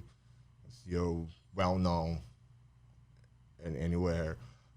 You got exceptional abilities on sports and arts, this and that. Or we can just apply for a student visa. Then you gotta go to study English, and you just can stay here and work part-time. Of course, I don't want that. Right. Okay, so let's go for this EB2. There's one problem. This EB2 is closed. Nobody can apply for it, and we don't know when it's going to open. And I was, okay, I knocked the door. Right? But still, there's this student visa stuff. So I'm there waiting 2-3 more days. Then I wake up one day, pick my phone. First email from the attorney. I don't know what happened, but a EB2 is open. You can apply for it right now. Like that. He had no idea. Then my wife wakes up, and hey, baby, you want a good news? EB2 is open. And she said, oh, you got news? I got news too. And she showed me the test that she's pregnant. And we've been trying for 4 years. No shit. And I never wanted to have a kid if it wasn't in the United States. Right. So was another way that God said, hey, you're applying for this visa. That is the visa that you want, that you need. And you told me that you only want to have a kid if it's in the United States. So here it is. You're having a kid. So go for it. I'll take care of everything. And you're having a kid here in the United States the way you asked. So you asked me to, like, tell me what you want. This is what you want. So we're applying for the EB2 visa. Everything's working good. I got my work permit. Of course, it's a hard process. Babies growing up, great. My fridge is fuller than ever, and I'm not working for 6 months. I have no idea how it is. Actually, I have idea. I know that it's God working on me because He promised, and different from myself that I don't take the promise that I do. God always is there for His promises. So I'm living in this faith environment. I'm walking by faith right now, and things are working in a good way to get better. So I just say to my wife, like 2020 is about to change from the worst year to the best year ever, because we're about to have a kid in December. Work-wise, things are going okay. It's looking good. What are you doing? So you're walking by faith, right? You're giving all your trust to God, and He's holding His promises, right? Mm-hmm. But what are you doing to uphold your part right now during quarantine? So what I'm doing is I'm praying every day. Of course, there are days that my anxieties and my depression beats me up, but that's the time that I always remember my faith and that God is taking care of me. Mm-hmm. There are days that I cannot do anything, but what I'm doing, I'm doing whatever I can to my future. So I cannot work any other place than sports or arts, right? So I gotta, if my visa petition says that I'm good at this. So if I'm good at this, why don't I live on this? So I cannot like just drive Uber or work. There was something sketchy. But you're training. I'm training. I'm eating. I'm meditating. I'm praying. I'm preparing myself. I'm studying. Yeah. I'm doing my part. You're still working towards continuing to wrestle, right? First thing when I left Brazil, the same thing I did with football that was helping to increase in Brazil, I want to do it with wrestling. So when I left there, I left this promise that I would do the same thing that I did with football. When I started playing football, nobody knew what it was. Right now, football is the second most watched sport in Brazil. And I had my finger on that. I had my part. I did my part. Mm-hmm. I want to do that with wrestling as well. Right now, wrestling is not very big in Brazil. People really, my family, when they ask them what I do, they say, oh, he wrestles WWE. No, he wrestles for WWE. They think that WWE is wrestling. Right. So we need to break this in Brazil and rebuild and make better in Brazil as well. Not just Brazil, but whole South America. So my personal goal is to make it grow, make the wrestlers better in Brazil, make the promotions better in Brazil.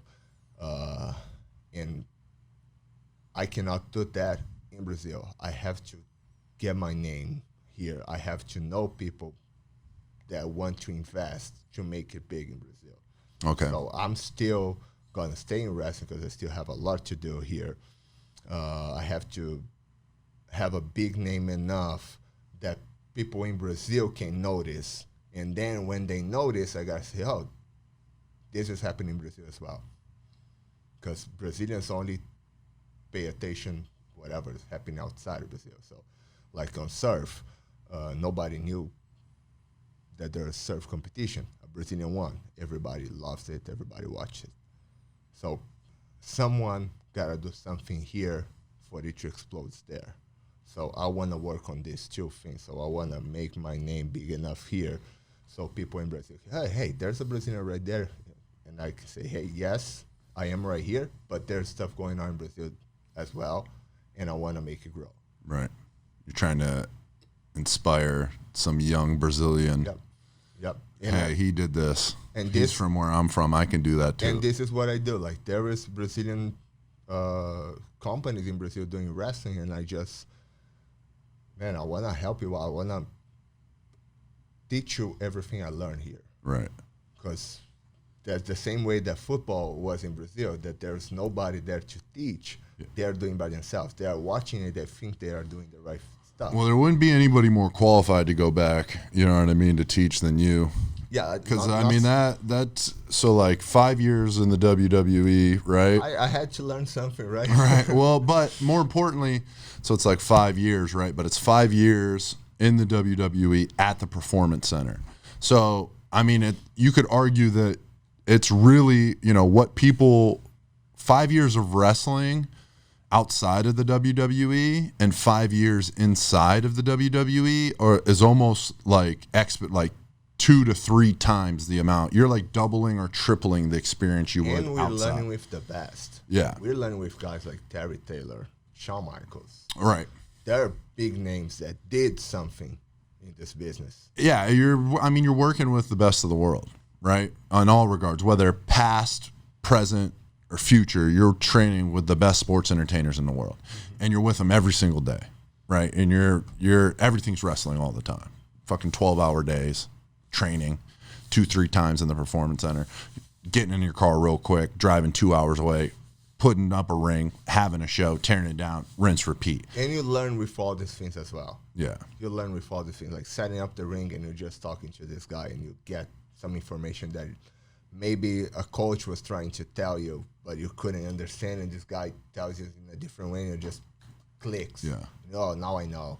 That happens all the time. Like all these hours that we spent training. I was talking to one of the guys that I used to train in Brazil, and of course they did not have much access to our matches, and I wasn't really very good when I was in Brazil, and some of them got really mad that I got picked because they really thought that I should not be picked to WWE because I was not good enough, and they still was like 3 or 4 years after I was there, they're still thinking that they were better, and that I did not get better. Then finally went to Chile for the tryouts, and I had a match over there, and they were, oh my God, you're good. And I was, bro, I have over 10,000 hours of training. Right. If I wasn't good, I would have lost my job by now if I wasn't good. I wouldn't get you 10,000 hours if I wasn't good, if I wasn't learning. I'm putting hours. Like we're training 6 hours a day and then traveling and doing everything. All of that counts. Even though we're traveling, we're talking about wrestling, we're learning, we're doing. Yeah. So we are, it's like at least 8 to 12 hours a day. Sometimes get 12 hours a day. It's a time warp of training. And you're learning. If you're exposed to that amount of time, even though if you don't get good, you're going to learn. Even if you cannot do it, you know how it is. And then this guy was like, man, I never thought about that. How many hours you train? You're training like 2 hours a week, right? You have like one training session Saturday morning. It's like 3 hours. Bro, how long is it going to take for you to get to 10,000 hours? Yeah. And he was like, man, I'm never going to get good. And I said, yeah. You just got to train more days. Yeah. But how can I do it? I don't know. Just do it. You never asked me. You never came to me and, hey, can you watch a match with me? Right. And tell me what you think. Or you never came to me and say, hey, so in this match, this didn't happen. What do you think about that? You never did that. Because you think you know enough. Yeah. I don't know enough. If I don't know enough that I'm here learning, I don't know enough to be on TV. And if I don't know enough to be on TV, do you think that you in Brazil, that you just watch stuff and you repeat it on the ring? Right. You got to get more hours in. You got to get more hours in. And you got to figure out how.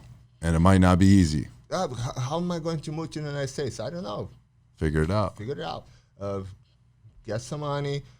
Bro, I live in Orlando. You can stay 3 months in my house if you find a place to train. I want to help. I will do that. Can you do it? I don't know. It's too expensive. Yes, it is. Is your dream? How expensive is your dream? Right. You want to try it or not? And the trainer over there, he always said, like, he didn't got in the WWE because he was the best.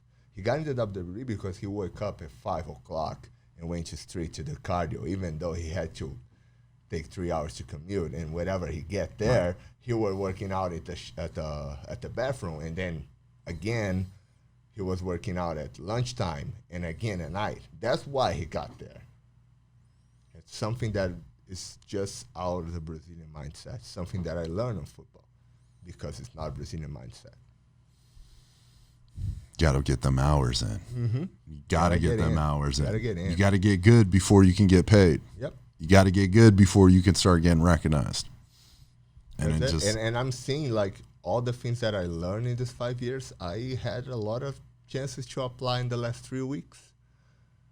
And it was really good to know that I know stuff, because for these 5 years, I've been told that I don't know stuff. And then I went there this last 3 weeks, and where you mean you're talking about AEW? Yeah. So let's talk about that. I saw you had they have a YouTube pre-show series that they do, right? Which we'd call dark matches in the business, but like they do this cool little thing where it's like, you get these pre-show YouTube matches for guys that maybe they're trying out or young talent they want to see that maybe will have a potential to get on the show. I saw you, I saw a couple different things. I saw you do one of the things I saw, I was actually watching right before you got here, that sick ass spot where it was like dude took off, hit the ropes, ducked one, crossbody, you caught it, and then you turned and homeboy jumped off the top rope into a hurricanrana position, which for those of you who are listening and don't know what that is, it's where you jump, wrap your legs around someone's head, then fulcrum your body down and throw them onto the ground. There you go, like a somersault. But Cezar caught the one guy. The other dude went to do the hurricanrana move. He caught him on top of him, which they were both two little dudes, but I imagine 180. Yeah, they got up. No, I think 180 apiece, 200 apiece. So like that's 400 plus pounds moving in a ring that's bouncing, and then slams both of them. It was a sick little spot. I was like, damn, that's a cool ass spot. I'm gonna put that in my back pocket in case I need it.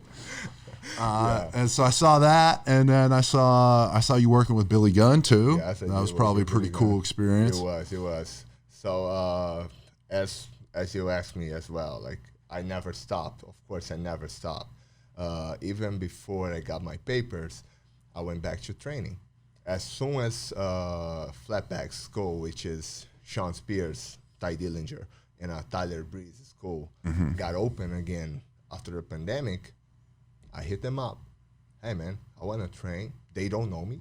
And I said, I know you don't know me. I want to train. I want to know how it works. And they say, man, this may be too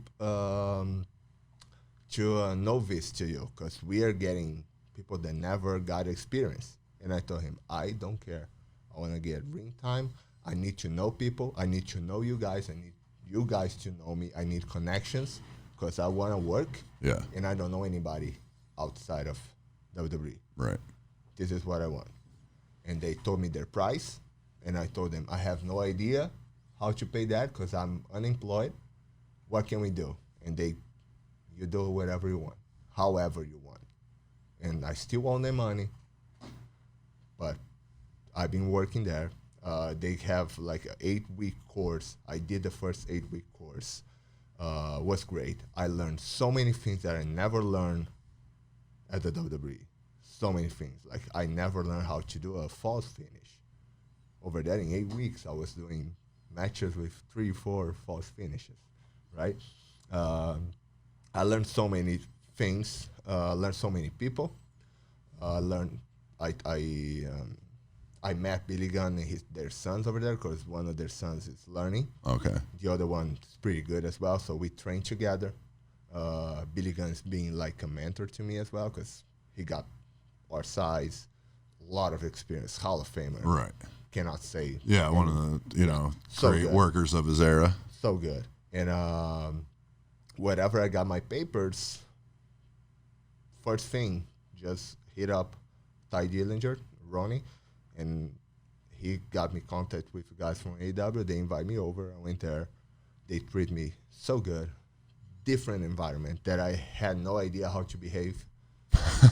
I was like in the WWE, looking not much people in the eyes. I have no idea what to do. Until one point, one of the refs just came to me, hey, dude, you're not in the other place anymore. Just relax, talk to people. Everybody's cool right here. Right. And it's true. Everybody's cool. Everybody talk to you. Tony Khan called me by the name. Right. From far away. Hey, Cezar, how are you? And it was like such culture shock environment. And I was really fortunate to work with Billy. Nobody ever put me over as he did. Ever. Yeah. So good. Simple match, but fun. Learn a lot of things. Could do a lot of things. Like, he respected my size. Like, I was never seen as a big guy in the WWE. Right. And I go there and I'm just working as a big guy, which is so easy. So easy. I took one bump in the match. That's like, nice. in 3 weeks, I took 3 bumps. 3 bumps. That's it. 3 matches, 3 bumps. So good. In all the other matches as well, like, I got treated so good. And I feel that people want to wrestle. They just want to use you to get themselves over. Yeah. That was really good aspect that I got right there. Like, that spot wasn't my idea. I had a way simpler spot in my mind. And then Lucha Bros, which were one of the best tag teams in the world, they said, yeah, dude, speaking in Spanish, ¿por qué no hacemos eso? Why don't you do that? And I was like, really? Like, you're giving that to me. Right. Like, in my head, I still had the I'm not worth mentality because I listened to that for 5 years. Yeah. No, yeah, let's do it. I was, okay. And we did, and worked great because we were working together. They were light, even though they're like 200 pounds each. Yeah. They were so light. Everybody was safe. Everybody was good. Great match. All the 3 matches, no problem at all. It's just, it brought me back to why I love and like and live and want to stay in this business. Like, it was really good. Like a reaffirmation of what I wanted to do. Yeah. It was really, really cool, and hopefully something good will happen in the next weeks or months. I Right. don't know. Hell yeah. I'm just excited. I'm happy to hear that, dude. I've always thought, I always thought you were a talented dude. I thought you had something to offer the wrestling world. Sometimes, in the WWE, that culture is just such a weird culture. It's just so much ego. It's like, so I've gotten really big into, I've always been a dog person, and I've always kind of had like a natural like way of communicating. Like, I've always, like, even when I was younger, I trained my family's dogs for the most part once I hit a certain age. And then I had dogs through like my young adulthood that like I really dove into like reading books and learning from people on how to train dogs, right? Because dogs are different than humans. They're canines, right? Which people don't realize that. They try to treat dogs how they would treat humans. They're canines. They're pack creatures. You've got to treat them differently than you treat them humans. Not to say that you need to treat them like shit, but like they need discipline. They need rules and organization, and they need you to be a leader and not like their emotional support creature, or they're not your emotional support creature, right? But what you learn about dogs is there's different types of dogs. So the breed, a lot of people think it's the breed and the temperament, right? And there's some genetic factors, right? But like most dogs a dog's uniqueness is its individual's uniqueness, right? Just like humans. It's like you're not different because you're Brazilian. You're different because you had a different life experience, some different genetic code, right? I'm different because of my genetic code and like my energy, and like that's what makes us different. We're different humans, not like I'm a white guy, you're a Brazilian guy, right? That's the same with dogs. But there are dogs that have high energy, medium energy, low energy. There's dogs that are front of the pack dogs. There's dogs that are middle of the pack dogs. And then there's back of the pack dogs. Now, the pack is important, right? You got to keep the pack together. But in the WWE, they don't want front of the pack dogs. They want middle of the pack dogs. They want back of the pack dogs. And if you're a front of the pack dog, they're going to try and dominate you to the point that you become a middle of the pack dog. And it's not going to work. It's not going to work if you're front of the pack dogs. Some break. And we're back with a little technical difficulty, little amateur mistake on my part, but we got it taken care of. I was saying about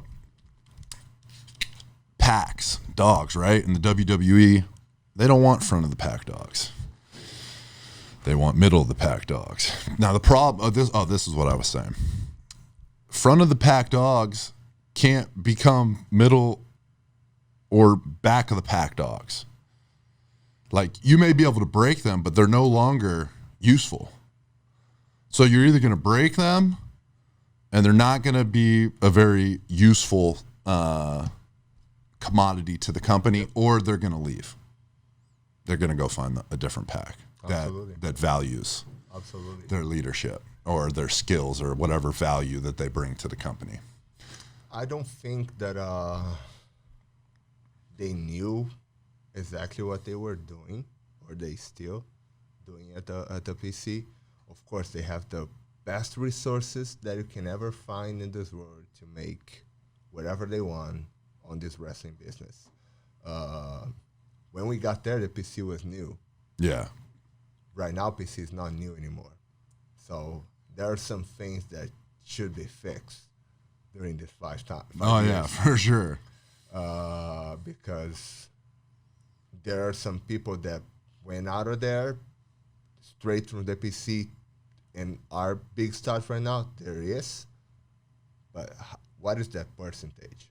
How many? I think you can count in one hand. Yeah, you're talking about how many people that have come straight like with no wrestling experience, come into the performance center and then end up becoming wrestling stars. Stars, not the rest. Someone that is a star right now. Right. There are, I think we can count on them one hand. Yeah, maybe. That's not saying names, but it's a good system. It was supposed to be the best system, but it's not the best system. I always said, so like my biggest gripe was so just because you were good at what you did, right? So just because you were good at your sport, your industry, doesn't make you a good teacher. And I think there aren't a lot of good teachers there. I think there's guys that can give you good experience. They can tell you how they did things, but there's only a few actual good coaches in terms of actually being able to teach. And that's not like a knock on anybody. Just some people aren't good, like teaching, coaching. It's a skill, it's a skill. And like that goes to actual educational teachers as well, like, and why that job is so important. Like just because you can go to school to get a bachelor's in education doesn't mean that you're going to be a good teacher. Doesn't mean you're going to be able to communicate and teach people. Some of the best coaches I had in football didn't play football or weren't great football players themselves. And I think that there's a lot of that takes on there. And then there's just like, I don't know, the system there, it's like, it's not, it's show business. Everything's like subjective. Yeah, art is subjective. So right. And then it's just, whoever the gatekeeper, the guy who's in charge. And of course, like most of my ideas is based on my life experience, which is great part of that is on my culture. Nobody knows the Brazilian culture. So if I tell you a lot of things, you're not going to understand. And what I listened the most there was like, I don't understand. It doesn't make sense. Yeah, because it's not your culture. Well, there is a lot of... You want to understand. There is a movie that I can show. Do you want to watch a movie? Do you have 2 hours to watch a movie? Right. No. There's a lot of closed-mindedness when it comes to in that place, because it's like, this is the way that it's always been done, and this is the way the guy in charge wants it to be, and nobody wants to rock the boat or think outside of the box. They're just going to do they're going to follow the path of least resistance, which is doing exactly what they're told to do, without hoping not to get fired. There's a lot of people there hoping not to get fired, and they're just doing it exactly how they're like that. They think they'll get the least amount of resistance. They're not actually trying to step outside of the box, not try anything new. Like, everything is super formatted, uniformed. But on our classes, what our coaches was said was exactly the opposite. But then we were watching TVs and like everything is the same. But you told me not to do that. You told me not to do that. Why they're doing this? Why they're doing this and that? This is what you taught us at class, in the ring or in a school session, not to do. And they are doing. Yeah. And they are striving. And we are not doing because you told us not to do it, that we're going to strive if we not do it. But we're not doing it. Why are we not striving? Right. There's a lot of hypocrisy. I don't think it's hypocrisy. I think they don't know like what the coaches teach. Like the ones that are really in charge. Right. I don't think they don't know what the coaches teach. No. And I don't know. I think this is one of the biggest things that goes in my mind. Like, I don't think they know what we learn. There's a disconnect for sure between people in charge, decision makers, and then the coaches. And there's no right or wrong when it comes to wrestling, unless the right and wrong comes to how the fans react. That's how you know whether what's right or wrong. But then you go into a classroom, you watch film, and then you have some guy judging everything, saying like, this is wrong, and then, this was right and this was right. But I don't know. Was it wrong because they were reacting to it? Yeah, everybody was going nuts. Yeah, I don't know. Like, I was it? I don't know. I couldn't tell. It was hard to hear out there. I had a hard time hearing anything out there, so I don't know if that was wrong or not. But yeah, it's a crazy world there, and it's just I don't think it's in my opinion, and I haven't gone off. I have a lot. You know me, Cezar. I know me. You know how I feel. I Daniel. I haven't gone off in public with some of my. I don't think you should. Yeah, well, honestly, I don't want to. Because like there was as much as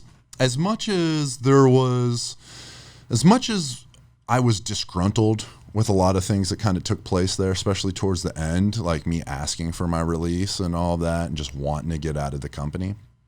And them not giving it to me until after my car accident, there was a lot to be disgruntled about, a lot of things for me to be frustrated about.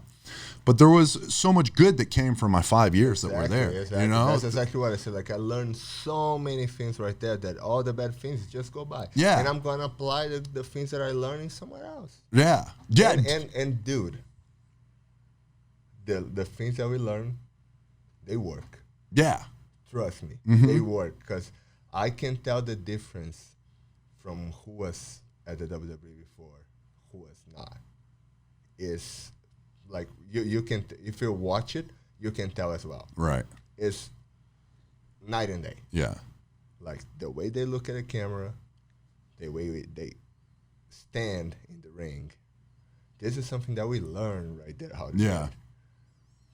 People don't learn that out of the WWE. Right. There's no place that teach that. Right. Yeah.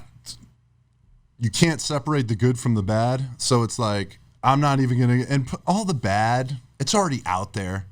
All the shit that we're going to. We're not going to say any news. Anything that we could complain about, people have already complained about or are complaining about. Like, there's nothing new going on or old. It's the same shit that's happening, right? It just so happened to be that it just didn't work out for me, right? Yep. Didn't work out for you there. And that's just, and I see it in a different way. It's not that it didn't work out. It worked out for 4.5 years. Right. That was the time that was there. It worked out for 4.5 years. Right. And it's going to work out wherever I go. That's a great way to put it. That's a great way to look at it. It's just like a relationship. They say, this relationship didn't work. I was with this girl for 2 years. No, it was good for 2 years then. was not. Yeah. Because it cannot be bad for 2 years. If it's bad for 2 years, how can you make something that bad last that long? It was good for 4.5 years. Yeah. It was really good. We have the up and downs, but it was good. Time is over. Let's go to next. Hell yeah. Every relationship happens for a reason, whether short or long. Yeah. Some people are there quicker. Some people are there longer. Hell yeah, man. I appreciate you. I appreciate you being on the show. I think this is a good place to wrap it up. It is. Let's go. We're like almost 2.5 hours deep, man. Time's flying. That's good. Thank you for having me here, man. Yeah, I think I said that before, and I think you're going high in this place with podcasts and anything. You're a great talker. You have a lot of. You're an intelligent man. You know how to separate good things from bad things. So you bring a lot of good things to the table. I listen to your podcast everyone that you posted. I appreciate that. Because there's just good thing, and I know that you're gonna reach higher grounds, brother. You're gonna get there. I have no doubts of that. I trust you. I know that you can do it. I remember that one day you told me that your dream car is a Hummer H1. Mm-hmm. And I sent you a picture of one because I believe that someday you're going to have that. I truly believe, like just waiting for the day that you call me and say, hey, Cezar, let's go take a ride. Mm-hmm. I'll pick you up, bro. I'm going to pick you up. I'm just waiting for that because I truly believe that you're going to places. You're definitely going to places. I appreciate that, man. I've, like you, I'm in that weird place right now where things aren't happening the way you thought they were, you would like them to, and times are hard, right? But nobody gives a shit. No. Nobody cares about how you're, you know what I mean? I'm just going to keep working. I'm going to keep building. I'm going to keep plugging away. And I feel it. Like I've been saying this for a little bit, but like something's on the horizon. Mm-hmm. Something big is on the horizon for me. Yep. I don't know when it's coming or where it's going to come from, but I know it's coming soon. And I know I'm gonna be ready for it. I have no doubts on that. No doubts on that because you always put the work in, and just like in my life happened a lot of times. I was just ready when an opportunity pops up, and you are ready. As soon as the opportunity pops up, you're gonna get it. I have no doubts. I trust in you. I trust in your abilities, and I'm happy that you're doing all these things. I'm happy to see all this, all these things that you are building. Like this, all the things that you have here, this is like professional, great stuff. You guys have no idea. Like I'm thinking I'm like in a big TV set right here. There's so many cool things right here, and this shows that you are interested in making it big. If that you are investing on this, even though the times are hard. You're still putting the work. You're bringing people here. You're doing recording and you're doing all the work. Like you're putting video and sound together, then editing everything, and you're doing your social media, which is a great work you do right there as well. So it's just question of time, man. Yeah. You know that it's question of time. It's gonna happen. There's no way that it cannot happen. Yeah.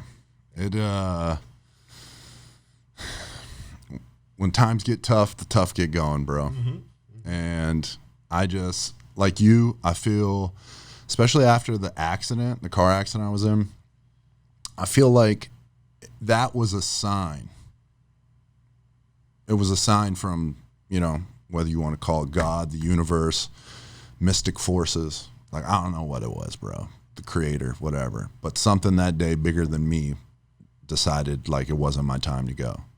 And not only was it not my time to go, like he wasn't going to take anything from me, right? Because like if you put that accident, no circumstances in a simulator and you run it 1,000 times, 999 times, I'm not sitting here right now talking to you. Mm-hmm. There is one good sentence just to pick on that that I really like it. Like God has a plan for our lives, right? Mm-hmm. How do I know if I did the plan that God had in my life? If I'm still breathing, I still did not.